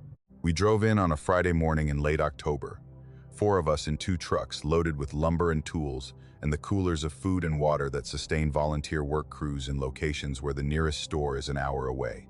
The cabin was about 3 miles from the end of a forest road, accessible by a path that followed the creek upstream through a narrow valley that got progressively steeper and darker as it climbed toward the headwaters. The trees along the creek were old, big hemlocks, yellow birch, and spruce that had survived the logging because the terrain was too steep for the skid roads that the timber companies used to extract the rest of the forest. The hollow felt old in the way that some places in the mountains feel old, not just quiet but deep, the accumulated silence of a landscape that has been listening to itself for a very long time. The cabin was in better shape than I'd expected. The log walls were sound, the corners tight, the chinking intact in most places. The chimney was standing straight. The roof had been replaced at some point, probably in the early 20th century, with corrugated metal that had rusted through in several spots, but that still provided partial coverage. The interior was a single room with a hearth and a table, and the remnants of a bed frame and the scattered debris that accumulates in abandoned buildings over decades, leaves and animal nests, and the fragments of whatever the last occupants had left behind. The floor was the problem. Wide planks, maybe 10 inches across, lay perpendicular to the joists, with cut nails that had rusted and loosened over the years. Several planks had rotted through entirely, the wood soft and spongy, the surface breaking apart when you stepped on it. Others were intact but sagging, the nails pulling free, the planks flexing under weight. The floor needed to come up. We started pulling planks on Friday afternoon. The work was physical but simple, prying the old planks free with flat bars and stacking them outside the cabin for disposal. The nails came out reluctantly, the rust having fused them to the wood in many places, and each plank required patience and leverage, and the particular vocabulary of frustration that carpentry produces when old hardware doesn't cooperate. By Saturday morning, we'd removed about 2/3 of the floor, exposing the joists beneath. The joists were heavy beams, probably 8 by 10 inches, hand-hewn from local timber, spanning the width of the cabin on stone piers that served as the foundation. They were in surprisingly good condition, the heartwood dense and intact, the surfaces showing the tool marks of the broadaxe that had shaped them. We were inspecting them for structural damage, checking for rot and insect damage, and the kind of compression failure that old beams develop when they've been carrying load for a century and a half. That's when I saw the first name. I was on my hands and knees on a joist near the center of the cabin, running my hand along the top surface, the surface that had been hidden beneath the floor planks since the cabin was built. The wood was smooth, protected from weather and wear by the floor above it, and my fingers caught a groove. I thought it was a check, a natural crack in the grain that develops as wood ages and dries. I brushed away the dust and the debris and looked more closely. It was a name, carved into the top surface of the joist with a blade, the letters cut to a depth of maybe 1/8 of an inch, each character formed with a precision and a deliberateness that suggested someone had spent considerable time and care on the work. A first name, a last name, and a date. The letters were clear and legible, the style of penmanship that mountain people of the 19th century used, the careful, practiced script of someone who had been taught to write and who treated the skill with the respect that literacy commands when it's not universal. The date was 1847. I called the others over. We cleared the rest of the planks from the center section of the floor and looked at the joists. Every joist had names on it. Dozens of names, carved into the top surface of the beams, arranged in a line that ran from one end of each joist to the other, each name followed by a date, each entry spaced about 6 inches from the next. The names were chronological. The earliest, the one I'd found first, was dated 1847. The names that followed progressed forward in time: 1852, 1858, 1861, 1863, 1870, each one carved with the same careful precision, the same blade, or at least the same technique, the depth and the width of the cuts consistent across decades. We spent the rest of Saturday uncovering and documenting the names. There were 63 in total, carved across 4 joists, spanning nearly 100 years. The earliest was 1847, and the latest was 1943, the approximate year the cabin was abandoned. The names were first and last, the surnames common to the region, the mountain names that you find in every hollow and on every census roll and in every graveyard in eastern West Virginia: Harper, Fairs, Channel, and White, Molina, X, and Armentrout. The first names were period appropriate, changing in style as the decades progressed, from the biblical names of the mid-19th century to the English names of the turn of the century to the more modern names of the 20th. I searched the census records. None of the names matched. Not a single one of the 63 names carved into those joists appeared in any census record for Randolph County or any adjacent county for the dates indicated. The surnames were present, distributed across the historical records, in the way common surnames are distributed in any population. But the specific combinations, the first name paired with the last name at the date carved beside it, corresponded to nobody. 63 people who didn't exist in any record, commemorated in a medium that was never intended to be seen, on surfaces that were hidden beneath a floor that had to be removed for the names to be discovered. The dates followed no pattern I could identify. Some were decades apart. The gap between 1847 and the next entry in 1852 was 5 years, then 3 years, then 6, then 2. The intervals were irregular, following no cycle, no calendar, no rhythm that I could connect to any historical event, seasonal pattern, or demographic trend. Except once. 3 names shared the same date: October 17th, 1918. 3 people, 3 names, 3 carvings, all dated to the same day in October of 1918. The influenza pandemic reached West Virginia in October of 1918. The death toll in the mountain counties was severe. The isolation that had protected these communities from many of the diseases of the lowlands, proving no defense against a virus that traveled on the breath of the soldiers coming home from the war. 3 names on the same date. It could have been a coincidence. It probably wasn't. I copied every name and every date into my notebook. I photographed every joist, every carving, every letter. I documented the site with the thoroughness that the Historical Society requires, and with the additional thoroughness that my own unsettled curiosity demanded. 63 names, 100 years, a record kept in secret, on surfaces that nobody would see unless the floor was removed, carved by hands that returned to the cabin year after year, decade after decade, to add another name and another date to a list whose purpose I could not determine and whose subjects I could not identify. We finished the documentation on Saturday evening and sat around a camp stove, drinking coffee and talking about the names, with the uneasy excitement that historians feel when they've found something they don't understand.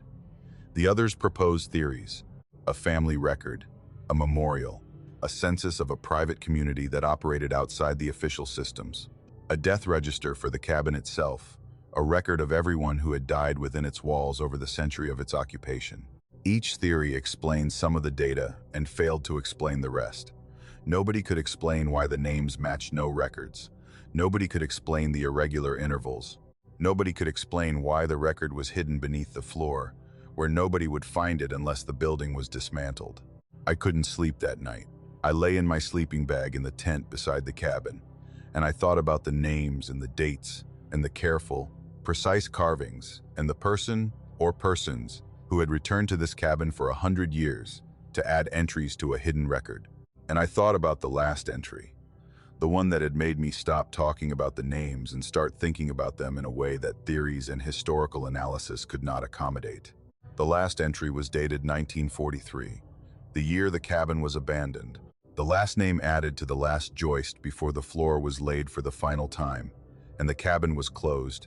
Dee and the family, whoever they were, walked out of the hollow and didn't come back. The last entry was carved with the same precision as the first, the same depth, the same careful lettering, the same blade technique that had been consistent across 96 years. A first name, a last name, a date. The last name was Pritt, my grandmother's maiden name. She was born in 1,928 inches, a hollow about 15 miles from the cabin, in a section of the upper Cheat drainage that her family had homesteaded in the 1860s. The Pritts were mountain people, the kind of family that stayed when others left, that held the land the way the trees hold the soil, with a grip that deepens with each generation. My grandmother married my grandfather in 1948 and moved to Elkey, where she lived until she died in 2017. She never mentioned this cabin. She never mentioned the upper Cheat headwaters or the hollow where the cabin sat, or anything that would connect her family to this specific structure in this specific location. The first name carved beside Pritt was not my grandmother's name. It was mine. My name. My first name, spelled correctly, carved into a floor joist in 1943, 41 years before I was born, by a hand that used the same blade technique and the same careful lettering that had been consistent since 1847. My name, paired with my grandmother's maiden name, dated to a year when my grandmother was 15 years old, and I did not exist and would not exist for 4 decades. I haven't told the other volunteers about the last entry. I told them the final name was illegible, which it wasn't, and that the date was 1,943, which it was. And I moved the documentation forward, and the floor was replaced, and the joists are covered a guy, N, and the names are hidden beneath new planks, the way they were hidden beneath old planks for a century before we found them. But I know what I read. I know my name is carved into a beam in a cabin near the headwaters of the Cheat River, dated 1,943, paired with a surname that connects me to a family history that I've never investigated, and a hollow that I'd never visited until the Historical Society sent me there to replace a floor. And I wonder who carved it. And I wonder how they knew. And I wonder what the list is. Not a memorial, not a census, not a death register, something else. A record of people who would come to the cabin, people who would find the names, people who would pull up the planks and look at the joists and read the entries and find their own name at the end of a list that began 100 years before they were born. A list of visitors, written in advance, by someone who knew, in 1943, that I would be kneeling on that joist in 2023, reading a name that was mine before I existed, paired with a history I hadn't known was mine until I found it carved into a beam in a cabin at the headwaters of a river I'd never seen.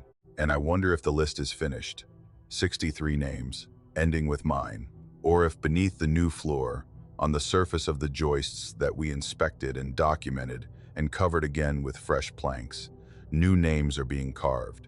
At night, in the dark, in a cabin 3 miles from the nearest road, and in a hollow where nobody lives, the blade works the wood with the same precision it has maintained since 1847, adding names, adding dates, waiting for the next volunteer to pull up the floor and find their name at the end of a list that someone started a long time ago and that nobody, apparently, has the authority to end. I've been hiking the Blue Ridge in Patrick County, Virginia, since I was 23 years old. I moved to the area in 2008, took a job teaching biology at the high school in Stewart, and started walking the trails that weekend, because the mountains were there, and I'd grown up in flat country in eastern Virginia, where the horizon was a straight line, and the idea of a landscape that changed elevation dramatically, enough to hide entire valleys. Behind the next ridge was novel and intoxicating. I walked every weekend, then every day that the weather and schedule permitted, then, with a compulsiveness that my wife at the time considered unhealthy and that I considered essential. The walking became less recreation and more maintenance, the thing I did to keep the internal machinery functioning in a way that sitting, driving, and standing in front of a classroom could not achieve. The section I walk most often runs along a ridge above the Dan River Valley, a spine of mountain that rises to about 3,000 feet and provides views across the valley to the opposite ridge and beyond to the higher elevations of the Blue Ridge Parkway to the west. The trail is an old road, a logging road from the early 20th century that the forest has been reclaiming for 100 years. The surface still visible as a flat, leaf-covered path through the second-growth hardwood that has grown up on the slopes since the timber companies left. I've walked this trail at least 500 times. I know every turn, every fallen tree, every point where the canopy opens, and the view across the valley becomes available.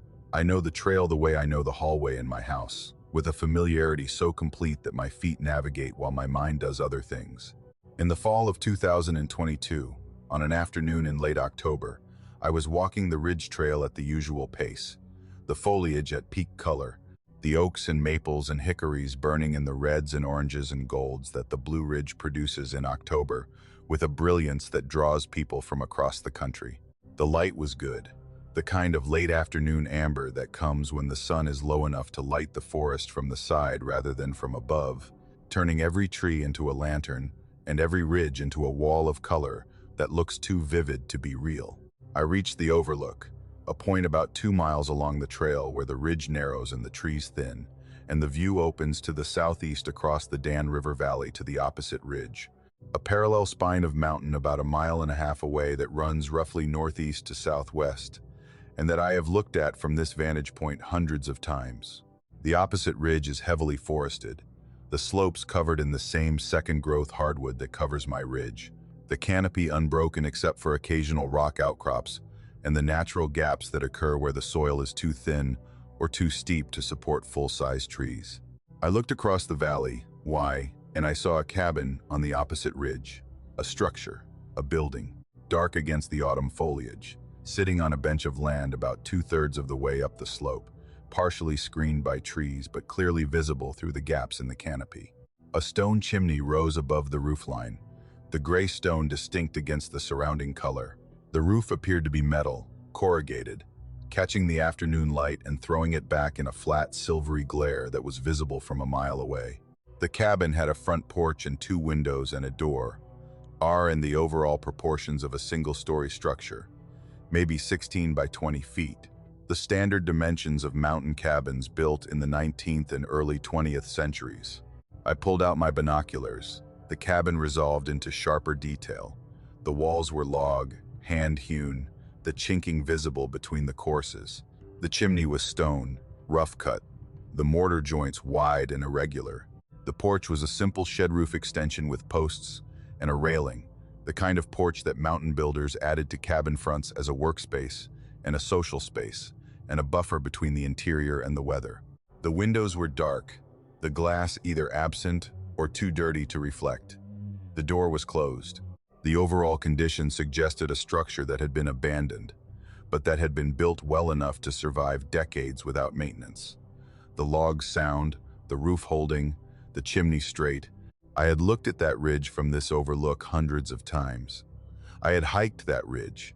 I had camped on it, sleeping on a flat spot near the crest, about 1/4 mile from the position where the cabin appeared to be.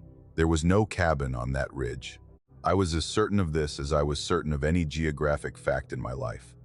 The opposite ridge was unbroken forest, no structures, no clearings, no evidence of human habitation past or present. I knew the ridge. I'd walked it. There was no cabin.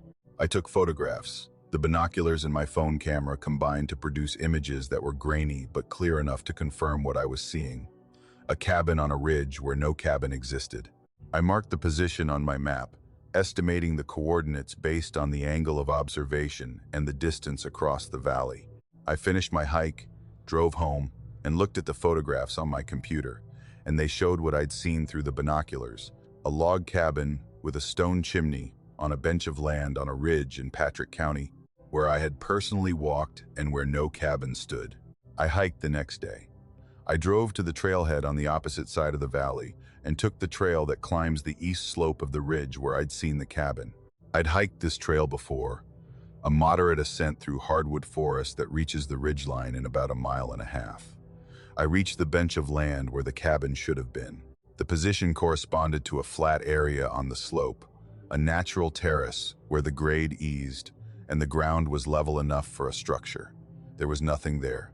No cabin, no foundation stones, no chimney remnant, no depression in the ground where a building had sat. No clearing, no gap in the canopy, no interruption in the continuous cover of forest that grew on the bench and the slopes above and below it. The trees were mature, 30 and 40 feet tall, their root systems established in soil that showed no evidence of disturbance. Whatever was growing on that bench had been growing there for decades. No building had occupied this ground in living memory. I searched the surrounding area. I walked a grid pattern, covering about 5 acres around the estimated position, looking for any sign of past habitation. Stone foundations, chimney remnants, the depressions that collapsed root cellars leave, the flat-topped mounds that mark old building sites, and the introduced plants like daffodils and periwinkle that persist around abandoned homesteads long after the buildings are gone. Nothing.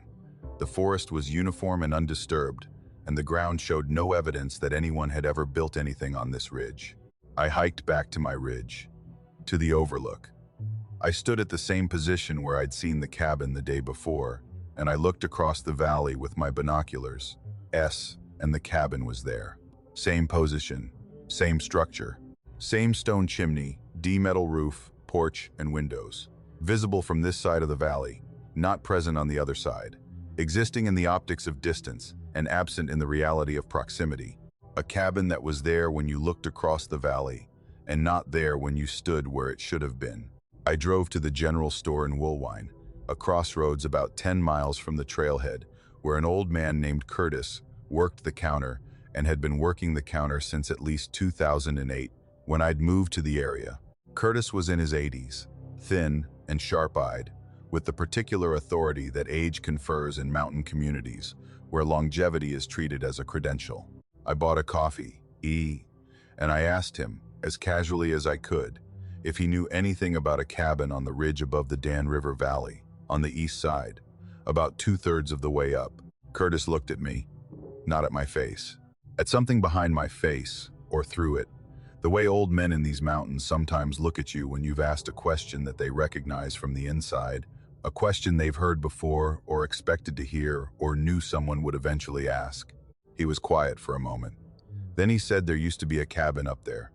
He said a family named Dalton built it sometime around the turn of the century and lived in it for about 30 years. He said the cabin burned in 1931. He said the family died in the fire. I asked how many. He said all of them. He said it was a husband and a wife and 4 children, the youngest an infant. He said the fire started at night. Tea in the cabin was fully involved before anyone on the neighboring ridges saw the smoke.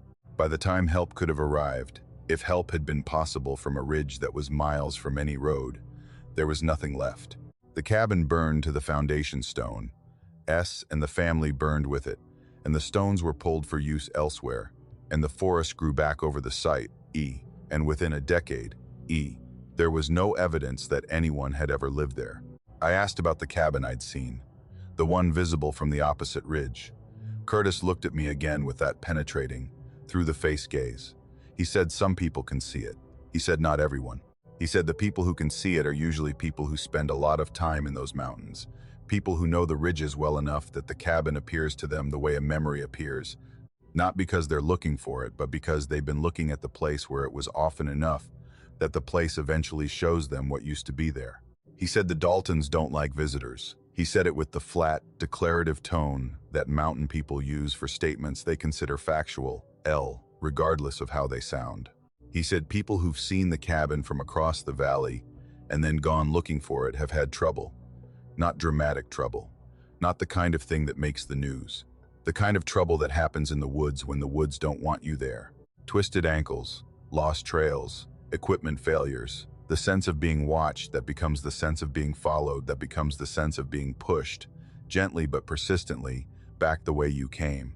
He said the ridge doesn't let you find the cabin because the cabin doesn't want to be found. He said the Daltons burned in that cabin in 1931, and whatever remains of them in the wood and the stone and the soil of that ridge remains on their terms, visible when they choose to be visible, and absent when anyone gets close enough to see them clearly. I asked him why some people can see it and others can't. He thought about it.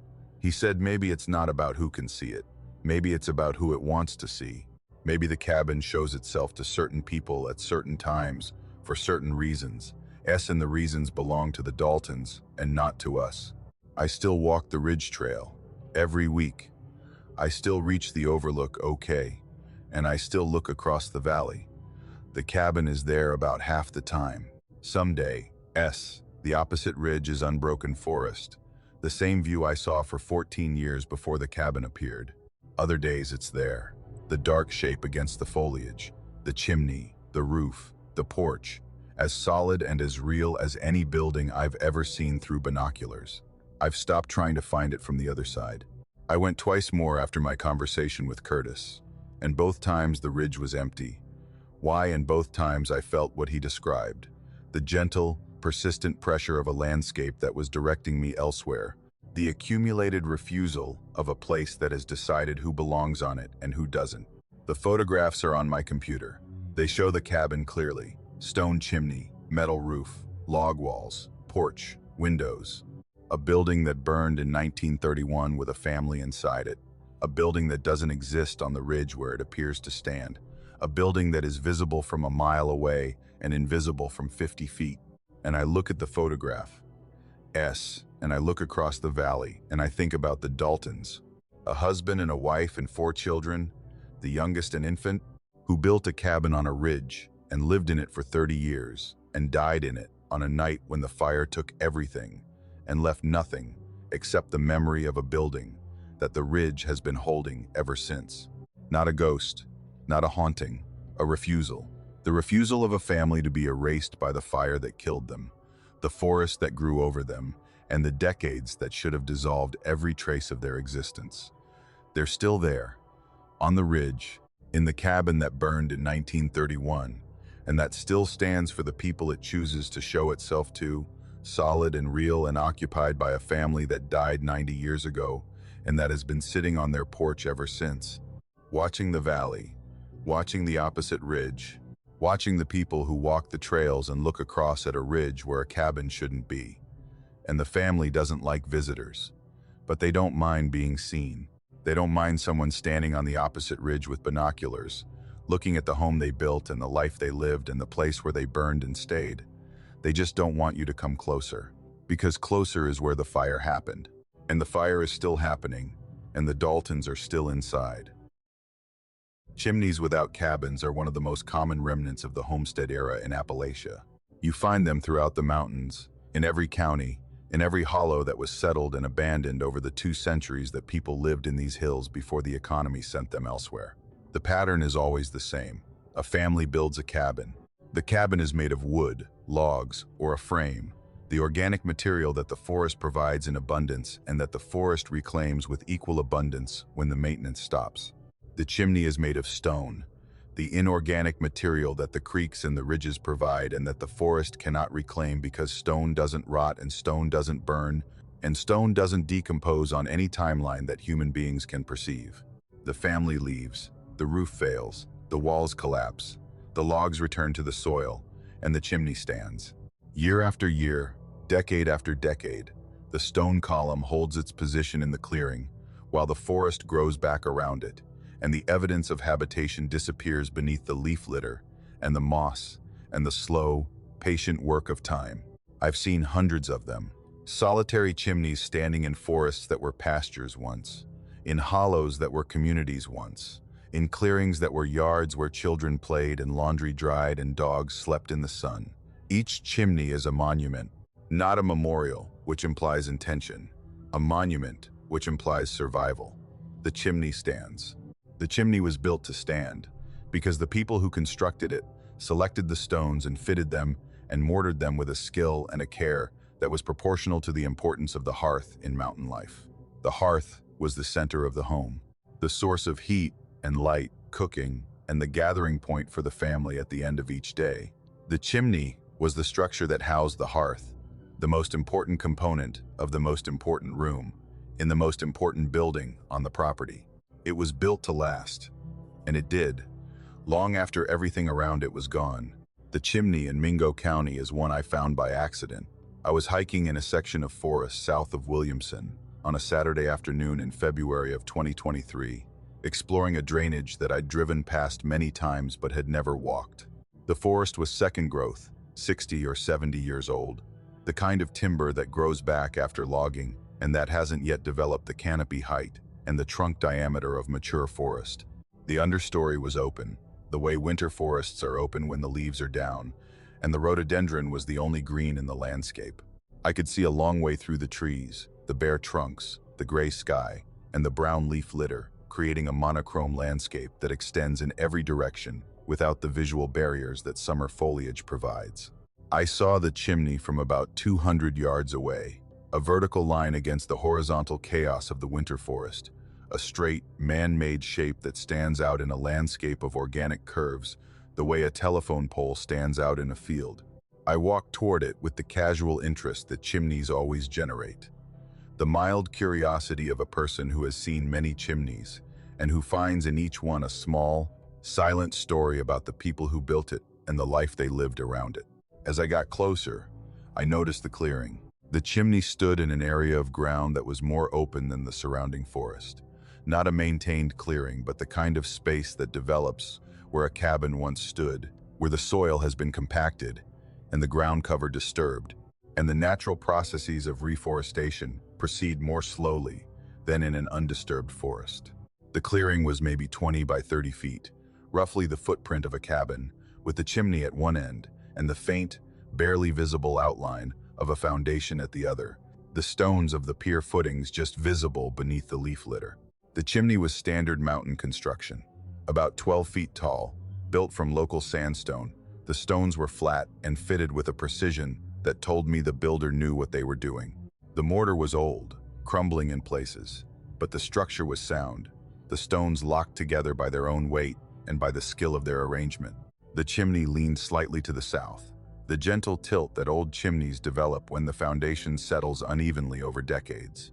At the base was the firebox, the opening where the hearth had been, maybe 3 feet wide and 2 feet tall, framed by larger stones, and fitted with an iron grate that was still mounted in the opening on iron pins driven into the mortar joints.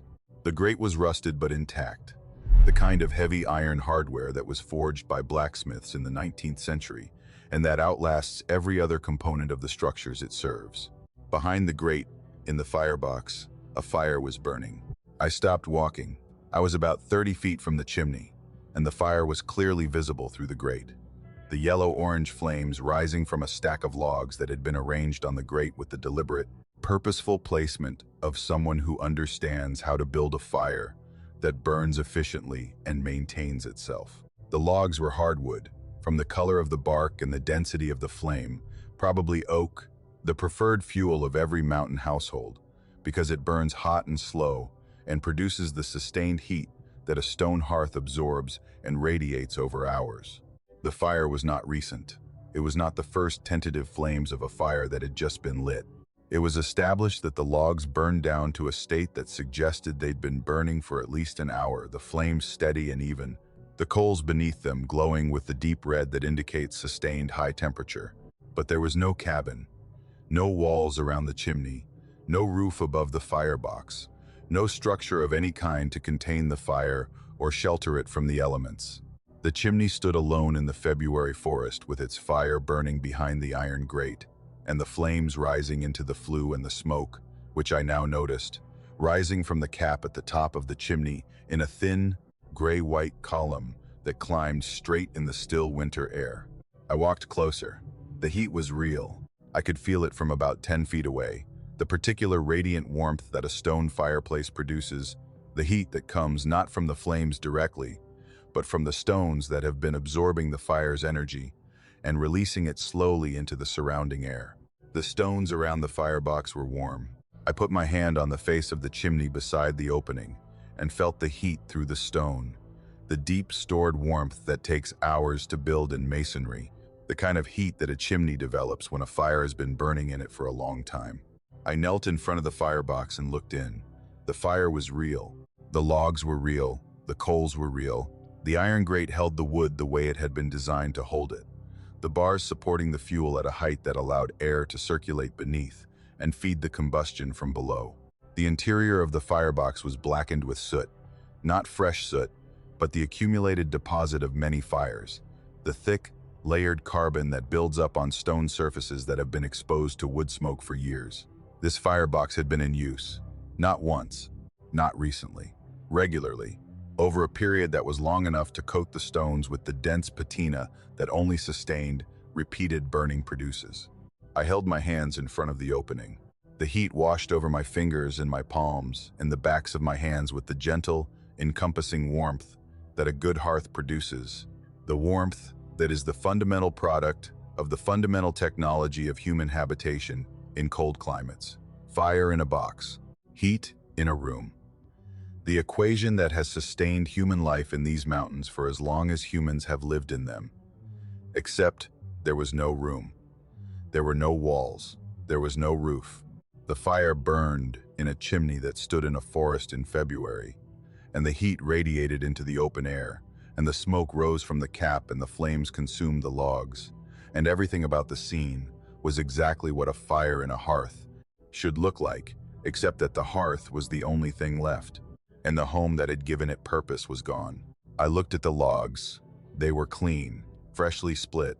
From the color and the texture of the exposed wood, the pale interior shows the grain patterns that are visible only when hardwood has been recently cleaved with an axe or a maul. The bark was intact on the outer surface. The cuts were clean, the angled surfaces showing the characteristic marks of a sharp blade driven through the grain with practiced, efficient strokes. Someone had split these logs recently. Within the last day, maybe the last few hours, someone had taken a piece of seasoned oak and split it into the wedge-shaped pieces that fit a firebox and stacked them on the grate and lit them and tended the fire until it reached the steady, self-sustaining burn that I was looking at. I looked around the clearing. The leaf litter was undisturbed. No footprints. No drag marks from logs being hauled to the chimney. No axe marks on nearby stumps. No evidence that anyone had been in the clearing recently or at any point in the recent past. The forest floor around the chimney was exactly what it should have been in a section of second-growth forest in February. A uniform layer of brown leaves and bare twigs and the dormant stems of the understory plants that would leaf out in April. Nobody had walked here. Nobody had stood where I was standing. Nobody had knelt where I was kneeling, in front of a fire that was burning in a chimney that stood alone in the woods with no explanation for the fuel or the flame or the heat or the smoke. I stayed for about 20 minutes. Not because I was gathering evidence or forming theories or doing any of the rational, investigative things that a person might do when confronted with an anomaly. I stayed because the fire was warm, the February air was cold, and the heat from the chimney felt like something I was supposed to receive. The way a fire in a hearth is supposed to warm whoever stands in front of it. The way a home is supposed to shelter whoever enters it. The cabin was gone, E, but the hearth remained, D, and the hearth was doing what hearths do, burning, warming, providing the fundamental service that it had been built to provide 100 years ago by people who understood that the hearth was the soul of the home and that the soul outlasts the body. I've been back 3 times. Each time the fire was burning. Each time, the logs were fresh, and the coals were hot, and the smoke was rising from the cap, and the stones were warm with the deep, accumulated heat of sustained combustion. Each time the clearing was undisturbed, the leaf litter unbroken, the forest floor showing no evidence that anyone had approached the chimney or fed the fire or done any of the physical work that maintaining a fire requires.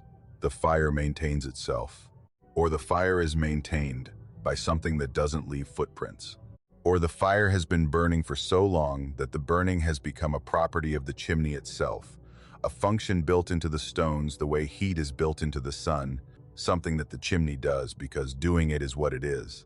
I've told a few people. The responses are what you'd expect. Homeless campers, pranksters, somebody with a grudge and a sense of theater. The reasonable explanations that reasonable people provide when they haven't stood in front of the chimney and felt the heat and looked at the undisturbed leaves and tried to reconcile a fire that burns without a person to feed it in, a hearth without a home to contain it. The explanations work at a distance. They don't work at the clearing, where the warmth on your hands is real, and the smell of oak smoke is real. And the fire crackles with the particular sound that a well-built fire makes when it has everything it needs. And nothing is wrong. I think about the family that built the chimney, the people who selected the stones from the creek and carried them up the slope and fitted them together with a mortar made from local clay, and who constructed a hearth that would warm their home for as long as the home stood, and, as it turns out, for as long as the chimney stands after the home is gone. I think about what it means to build something so well that it outlasts everything around it. The logs fail, the roof collapses, the walls fall, the floor rots, and the chimney stands, and the fire burns. And the hearth goes on doing what the hearth was built to do because nobody told it to stop. And the stone doesn't know that the home is gone, and the family has left, and the hollow is empty, and the forest has grown back over the place where the yard was, and the garden was, and the children played, and the dog slept in the sun. The fire burns because it has always burned. In this heart, in this chimney, in this hollow in Mingo County where a family lived for however long they lived, and where the chimney is the last thing standing, the fire is the last thing burning, and the warmth is the last thing the home has to offer. And I go back, when the February cold is deep enough, in the forest is bare enough, and the need for warmth is strong enough, and I kneel in front of the chimney, and I hold my hands in front of the fire, and I take what the hearth is giving, the heat of a home that doesn't exist anymore, the warmth of a family that's been gone for 100 years, the fire that burns in a chimney that stands alone in the forest, because the chimney was the heart, and the heart keeps beating after the body is gone, and nobody tends it, and nobody feeds it, and nobody knows why it burns. And it burns anyway, the way hearts do, the way hearths do, the way the things we build with the most care and the most love are the things that refuse to stop working even when there's nobody left to warm. The Dolly Sods Wilderness is one of the strangest landscapes in the eastern United States. It sits on a high plateau in the Allegheny Mountains of eastern West Virginia, above 4,000 feet, a windswept expanse of heath barrens and bog and stunted spruce that looks more like northern Canada than the mid-Atlantic. The terrain was logged and burned in the early 20th century. The fires so hot in places that they consumed the organic soil layered down to bedrock and created a landscape that the forest has never fully reclaimed. The plateau is open and exposed, the wind constant, the weather unpredictable, the bogs and the rock fields and the twisted, flag-shaped spruce trees giving the place a quality that I've never been able to name but that everyone who visits recognizes.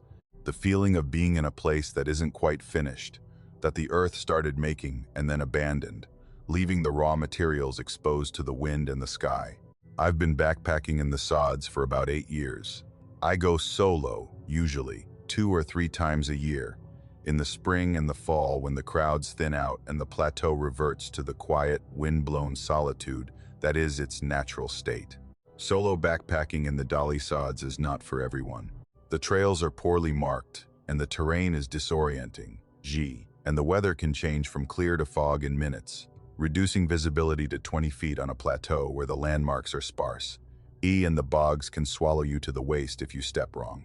I go because I like the solitude, and because the landscape feeds something in me that gentler places don't, a need for raw terrain and open sky, and the particular kind of quiet that exists in a place where the wind never stops. The trip was in late October of 2023. I drove up from Morgantown on a Friday afternoon and parked at the Bear Rocks trailhead and hiked about 4 miles south along the plateau to a campsite I'd used before, a clearing at the remains of an old cabin site near one of the unnamed drainages that feed into Red Creek. The cabin was long gone, just a stone foundation and a chimney standing about 8 feet tall, the stones dark with age and lichen, the clearing around them maintained by the wind and the poor soil that keeps the spruce from reclaiming the spot. It's a good campsite, flat and sheltered by the chimney from the prevailing west wind, with a clear view of the plateau in 3 directions and enough flat rock to serve as a cooking surface.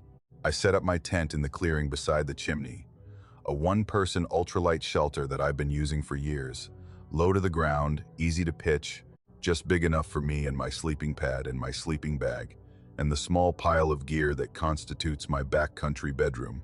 I cooked dinner on my camp stove, a simple meal of dehydrated pasta and coffee, and I sat on the foundation stones of the old cabin and watched the sun go down over the plateau, the sky turning from blue to orange to the deep, cold purple that high elevations produce when the light leaves and the temperature drops and the stars come out with the density and the clarity that only exist above the ambient light of civilization. I got into my sleeping bag around 9. The bag is a down mummy, rated to 15 degrees, the kind of high-quality backcountry sleeping bag that serious backpackers invest in because a good bag is the difference between a tolerable night and a miserable one. I'd owned it for 6 years. I knew its feel the way you know the feel of your own bed. The specific weight and the specific warmth and the specific way the down contours around your body when you settle in and find your sleeping position. I zipped it up and turned off my headlamp and closed my eyes and listened to the wind push across the plateau with the steady, rhythmic pressure that is the sound of the sods at night, constant and hypnotic, and strangely comforting in the way that any consistent, predictable sound becomes comfortable when you've heard it enough times. I slept deeply, the way I usually sleep in the backcountry. The physical fatigue of hiking and the cold air and the dark combined to produce a quality of sleep that I rarely achieve in a bed in a house in a town. I don't remember dreaming. I don't remember waking during the night. I was asleep, and then I was awake, and the transition was immediate, the kind of sudden, full alertness, waking that the body produces when something has changed. The sleeping bag felt wrong. I registered this before I opened my eyes, before I was fully conscious, the way the body registers temperature or pressure or any physical sensation that doesn't match what it expects. The fabric against my skin was warm, not my warm, the steady, familiar body heat that your sleeping bag maintains through the night and that you recognize the way you recognize the temperature of your own bathwater. A different warm, hotter, the residual heat of another body, the kind of warmth that a sleeping bag retains when someone has been in it and recently left. The down still holding the thermal signature of a person who was there and isn't anymore. I lay still. I didn't open my eyes. I processed the sensation with the focused, evaluative attention that backcountry experience develops. The ability to assess a situation through physical input before committing to a visual assessment that might require action. The bag was warm in places that it shouldn't have been. The down was compressed against my left side in a pattern that didn't match my body. The impression in the insulation was of shoulders broader than mine, pressing from my left, a torso that extended further down the bag than my own torso extended, legs that were longer and that had been lying beside mine in a position that paralleled my body but exceeded it in dimension. Someone larger than me had been lying in my sleeping bag, on my left side, close enough that their body had compressed the down against mine and left the impression of their shape in the insulation. I opened my eyes. The tent was dark. I could see the faint glow of the sky through the fabric, the gray blue of a night that was overcast but not completely dark, the ambient light of a high elevation plateau where the sky is never fully black. I reached for my headlamp with my right hand, moving slowly, the deliberate, careful movement of a person who doesn't know what they're going to see when the light comes on. I found the lamp on the floor of the tent beside my sleeping pad, and I pressed the button. The interior of the sleeping bag was damp. I could see it in the beam of the headlamp, the nylon fabric dark with moisture in patches that didn't correspond to condensation or to any moisture I had produced. The dampness was concentrated on the left side of the bag, the same side where the compression marks were, the side where another body had been lying. I unzipped the bag, lifted the top half, and looked at the interior. The smell hit me before the sight registered. Human sweat. The unmistakable salt and skin scent of a body that has been enclosed in a warm space long enough to perspire, the particular odor that sweat produces when it's absorbed by fabric and concentrated by the insulating properties of down. It wasn't my sweat. I hadn't sweated.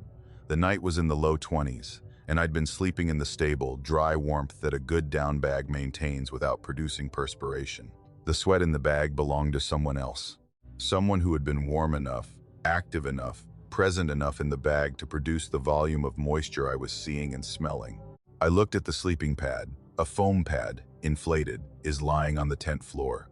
The pad showed two impressions.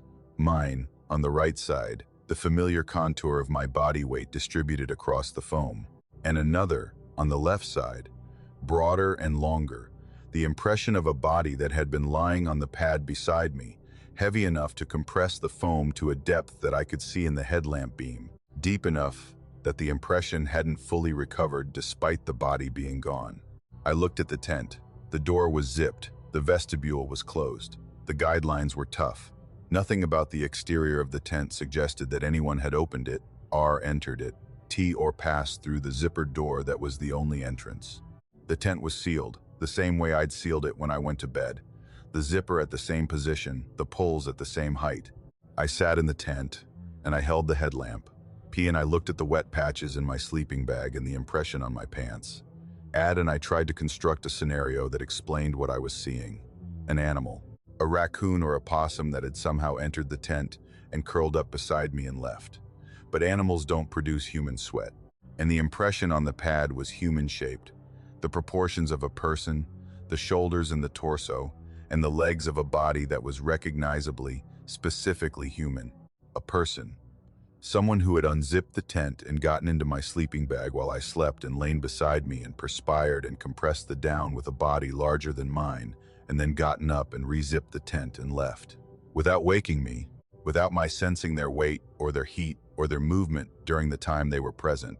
The sleep I'd experienced, the deep, immediate, total sleep, took on a different quality in the light of what I was seeing.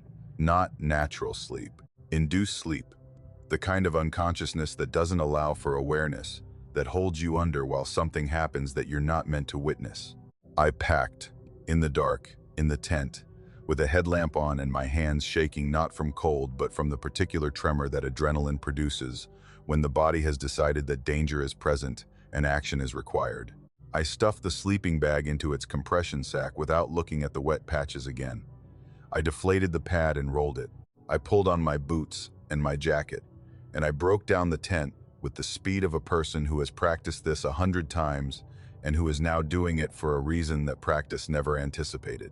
I hiked out by headlamp, 4 miles across the Dolly Sods Plateau at 2:30 in the morning, the wind pushing against me, the beam of the lamp cutting a narrow path through the dark, the bog bridges and the cairns and the trail markers appearing in the light and disappearing behind me as I walked.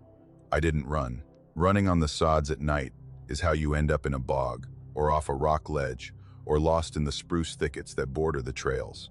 I walked fast, the steady, ground-covering pace of a person who wants to be somewhere else and who knows that the only way to get there is to keep moving without doing anything reckless. I reached the trailhead at 4 in the morning. My truck was where I'd left it, the only vehicle in the lot, the windshield frosted with the ice that forms on glass at 4,000 feet in late October. I got in, and I started the engine. And I turned the heater to full. And I sat in the driver's seat, and I looked at my hands in the dashboard light, and I waited for the shaking to stop. I drove to Morgantown. I went home. I put the sleeping bag in the washing machine, ran it on hot, dried it, and put it in the closet. I didn't use it for 3 months. When I finally took it out again, for a trip in January, I opened it and pressed my face into the interior and smelled nothing. The bag was clean. The sweat was gone. The evidence had been laundered away by hot water and detergent, and the mechanical agitation of a machine that doesn't know what it's cleaning or why. But the memory hasn't been laundered. The warmth that wasn't mine. The impression in the ground was larger than my body. The dampness of someone else's sweat against the fabric that was supposed to be mine and only mine. The most intimate piece of gear a backpacker owns. The bag you zip around yourself like a second skin. The barrier between your body and the cold that is your last defense against the night. Someone was in that barrier with me. Someone lay beside me in the dark and shared my warmth and left their heat and their moisture and the shape of their body pressed into the insulation that held me while I slept. A sleep so deep that I didn't feel them arrive and didn't feel them leave. I still backpack in the sods.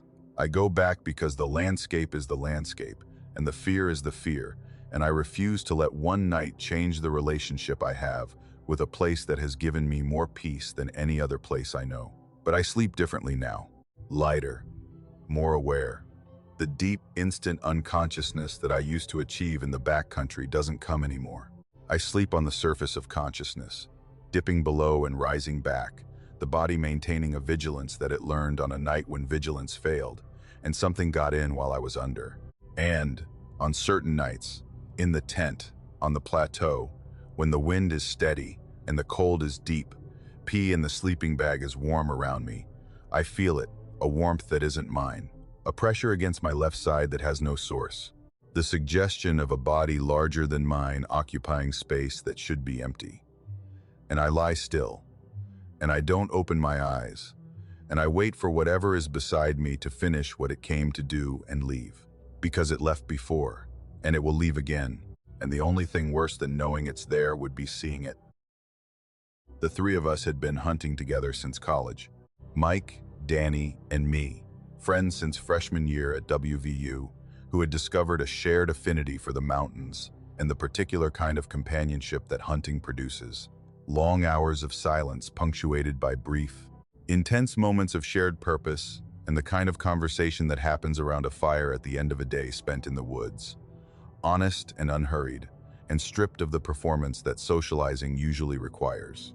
We'd been doing an annual hunting trip for 11 years, rotating between different locations in West Virginia, always a cabin, always remote, always the same weekend in November, when the rifle season opened, and the mountains emptied of tourists, and filled with the particular energy that hunting season brings to communities that have been organizing their calendars around it for generations.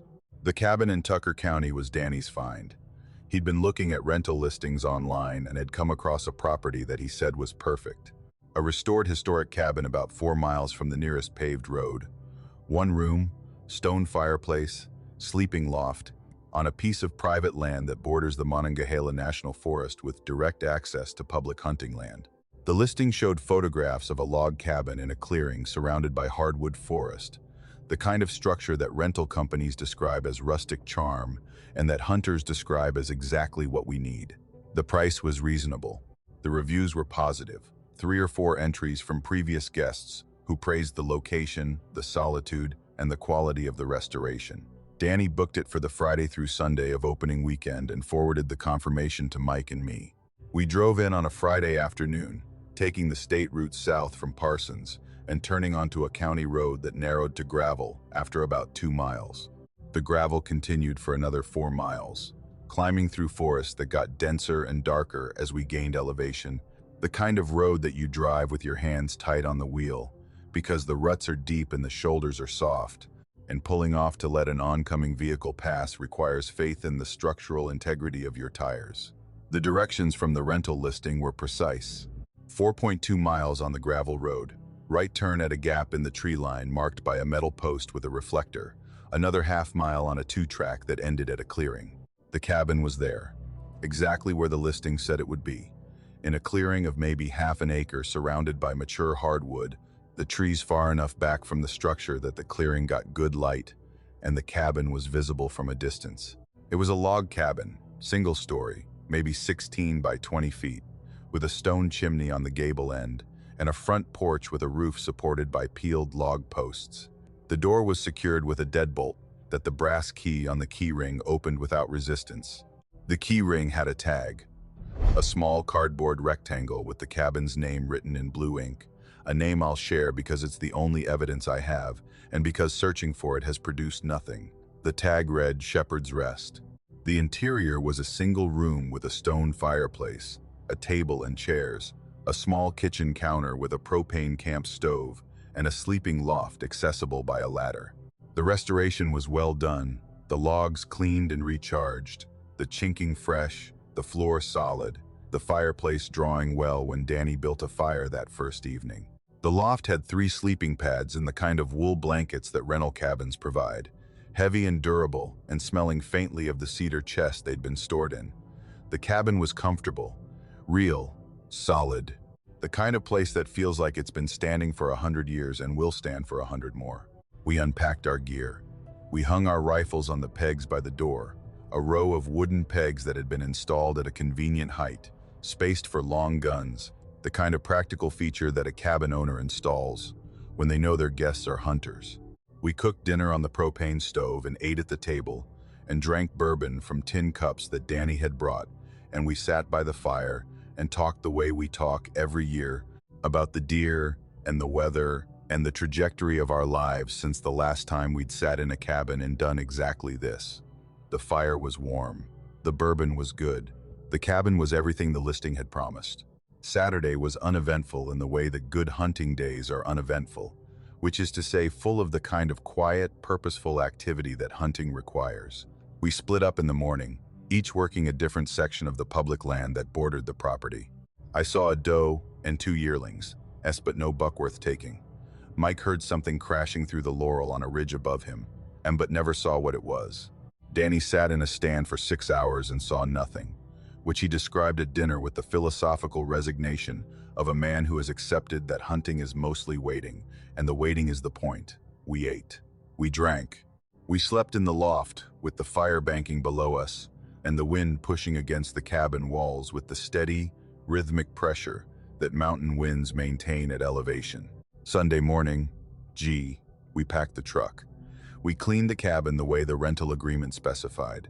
Dishes washed, fire fully extinguished, trash bagged and loaded in the truck for disposal. I locked the front door with the brass key, tested the deadbolt, and put the key in my jacket pocket.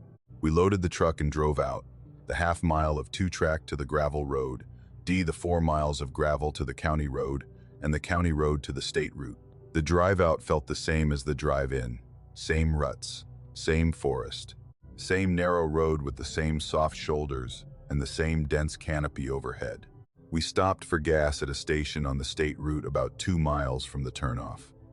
Mike went inside to Pa. Y and I was standing at the pump when I realized I'd left my rifle case in the cabin. I'd taken the rifle out of the case on Friday to hang it on the peg, and I'd put the rifle back in the case on Sunday morning, but I'd left the case leaning against the wall beside the door when we loaded the truck. A hard-sided case, black, with my name on a tag attached to the handle, I told Danny. He said we'd go back. Mike came out with coffee, and we told him, and he shrugged and got in the truck, and we drove back.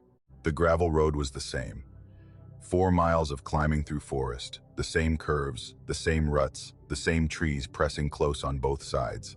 We reached the turnoff, the gap in the tree line with the metal post and the reflector. We turned onto the 2-track. We drove the half-mile to the clearing. The clearing was empty. I need to be precise about what I mean by empty, because the word carries different implications depending on context. The clearing was not abandoned. It was not the site of a recently removed structure. It was not a place where a cabin had stood and been demolished, collapsed, or burned. The clearing was empty in the way that a field is empty. The ground covered in grass and wildflowers, and the scattered stumps of trees that had been cut years ago and left to rot.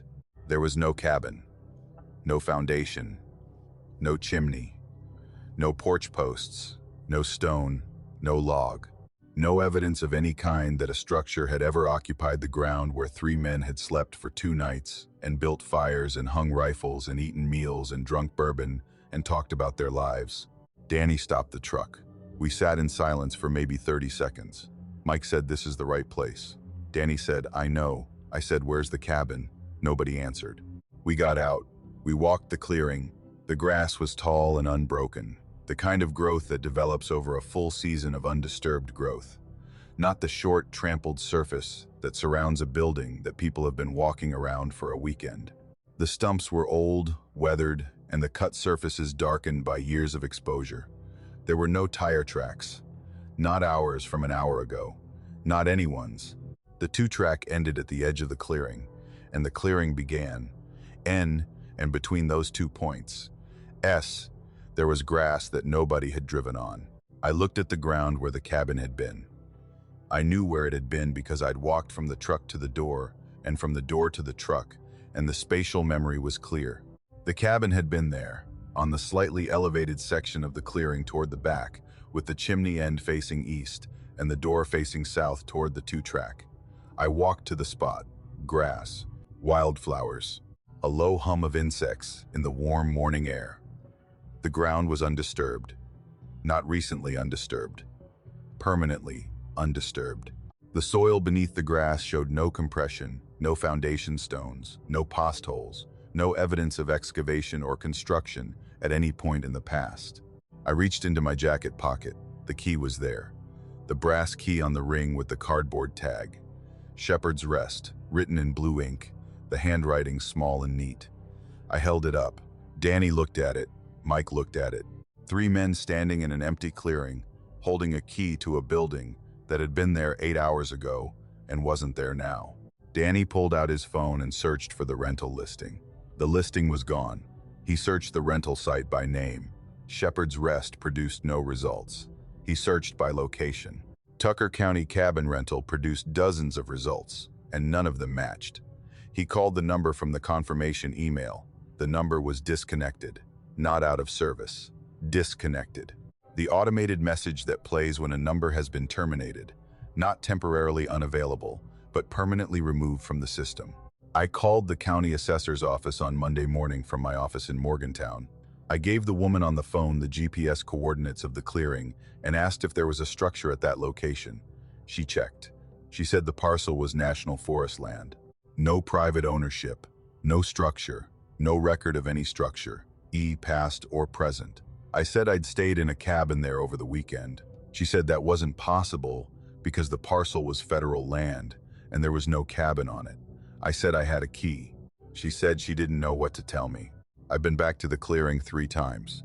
Each time it's the same, empty. Grass and stumps and wildflowers and the unbroken ground of a place where nothing has been built and nothing has stood and nobody has slept. The 2-track ends at the edge of the clearing, and the clearing is what it is, and the cabin is not there and has never been there, and the grass grows in the space where I ate dinner, and the wind blows through the air where the chimney rose, and the ground is flat and undisturbed, where the fire burned in the hearth that Danny built on a Friday evening in November. The key is in my desk drawer. I take it out sometimes and hold it and turn it over and read the tag. Shepherd's Rest, blue ink, neat handwriting. A key to a place that existed for a weekend and then didn't. A key that opened a deadbolt on a door that doesn't exist in a wall that was never built on a foundation that was never laid. The key is real, the brass is real, the tag is real, the ink is real. Everything about the key is physically, verifiably, and measurably real, except for the thing it was made to open. Mike doesn't talk about it. Danny talks about it too much, in the way that people talk about things they can't process, returning to the subject with a compulsive frequency that suggests the repetition is an attempt at resolution that never arrives. I don't talk about it. I hold the key, and I think about the cab, and I wonder where it went. Not in the philosophical sense, in the literal sense. Where is the cabbie? The logs and the stones and the chimney and the porch posts and the floor and the loft and the pegs where our rifles hung. Where is the fire that burned in the hearth? Where is the warmth that filled the room? Where are the 2 nights we spent inside walls that are not there anymore, and that the county says were never there? And I wonder if it will come back, if the clearing will produce the cabin again, the way it produced it for us, solid and warm and real, for someone else who books a listing that appears on a rental site and disappears after checkout. And I wonder if they'll leave something behind the way I left my rifle case. And I wonder where those things go when the cabin takes them. Into whatever space the cabin occupies when it's not occupying the clearing. Into whatever room the fireplace heats when it's not heating air that the 3 men are breathing. Into the place where Shepherd's Rest exists when nobody is looking, which is somewhere, because the key is real, and the cabin was real. And 3 men don't imagine the same bourbon and the same fire and the same blankets and the same wind against the same walls for 2 nights in the same place that isn't there. The cabin was real, and wherever it is now, it's still real. Just not here. Just not for us. Just not anymore.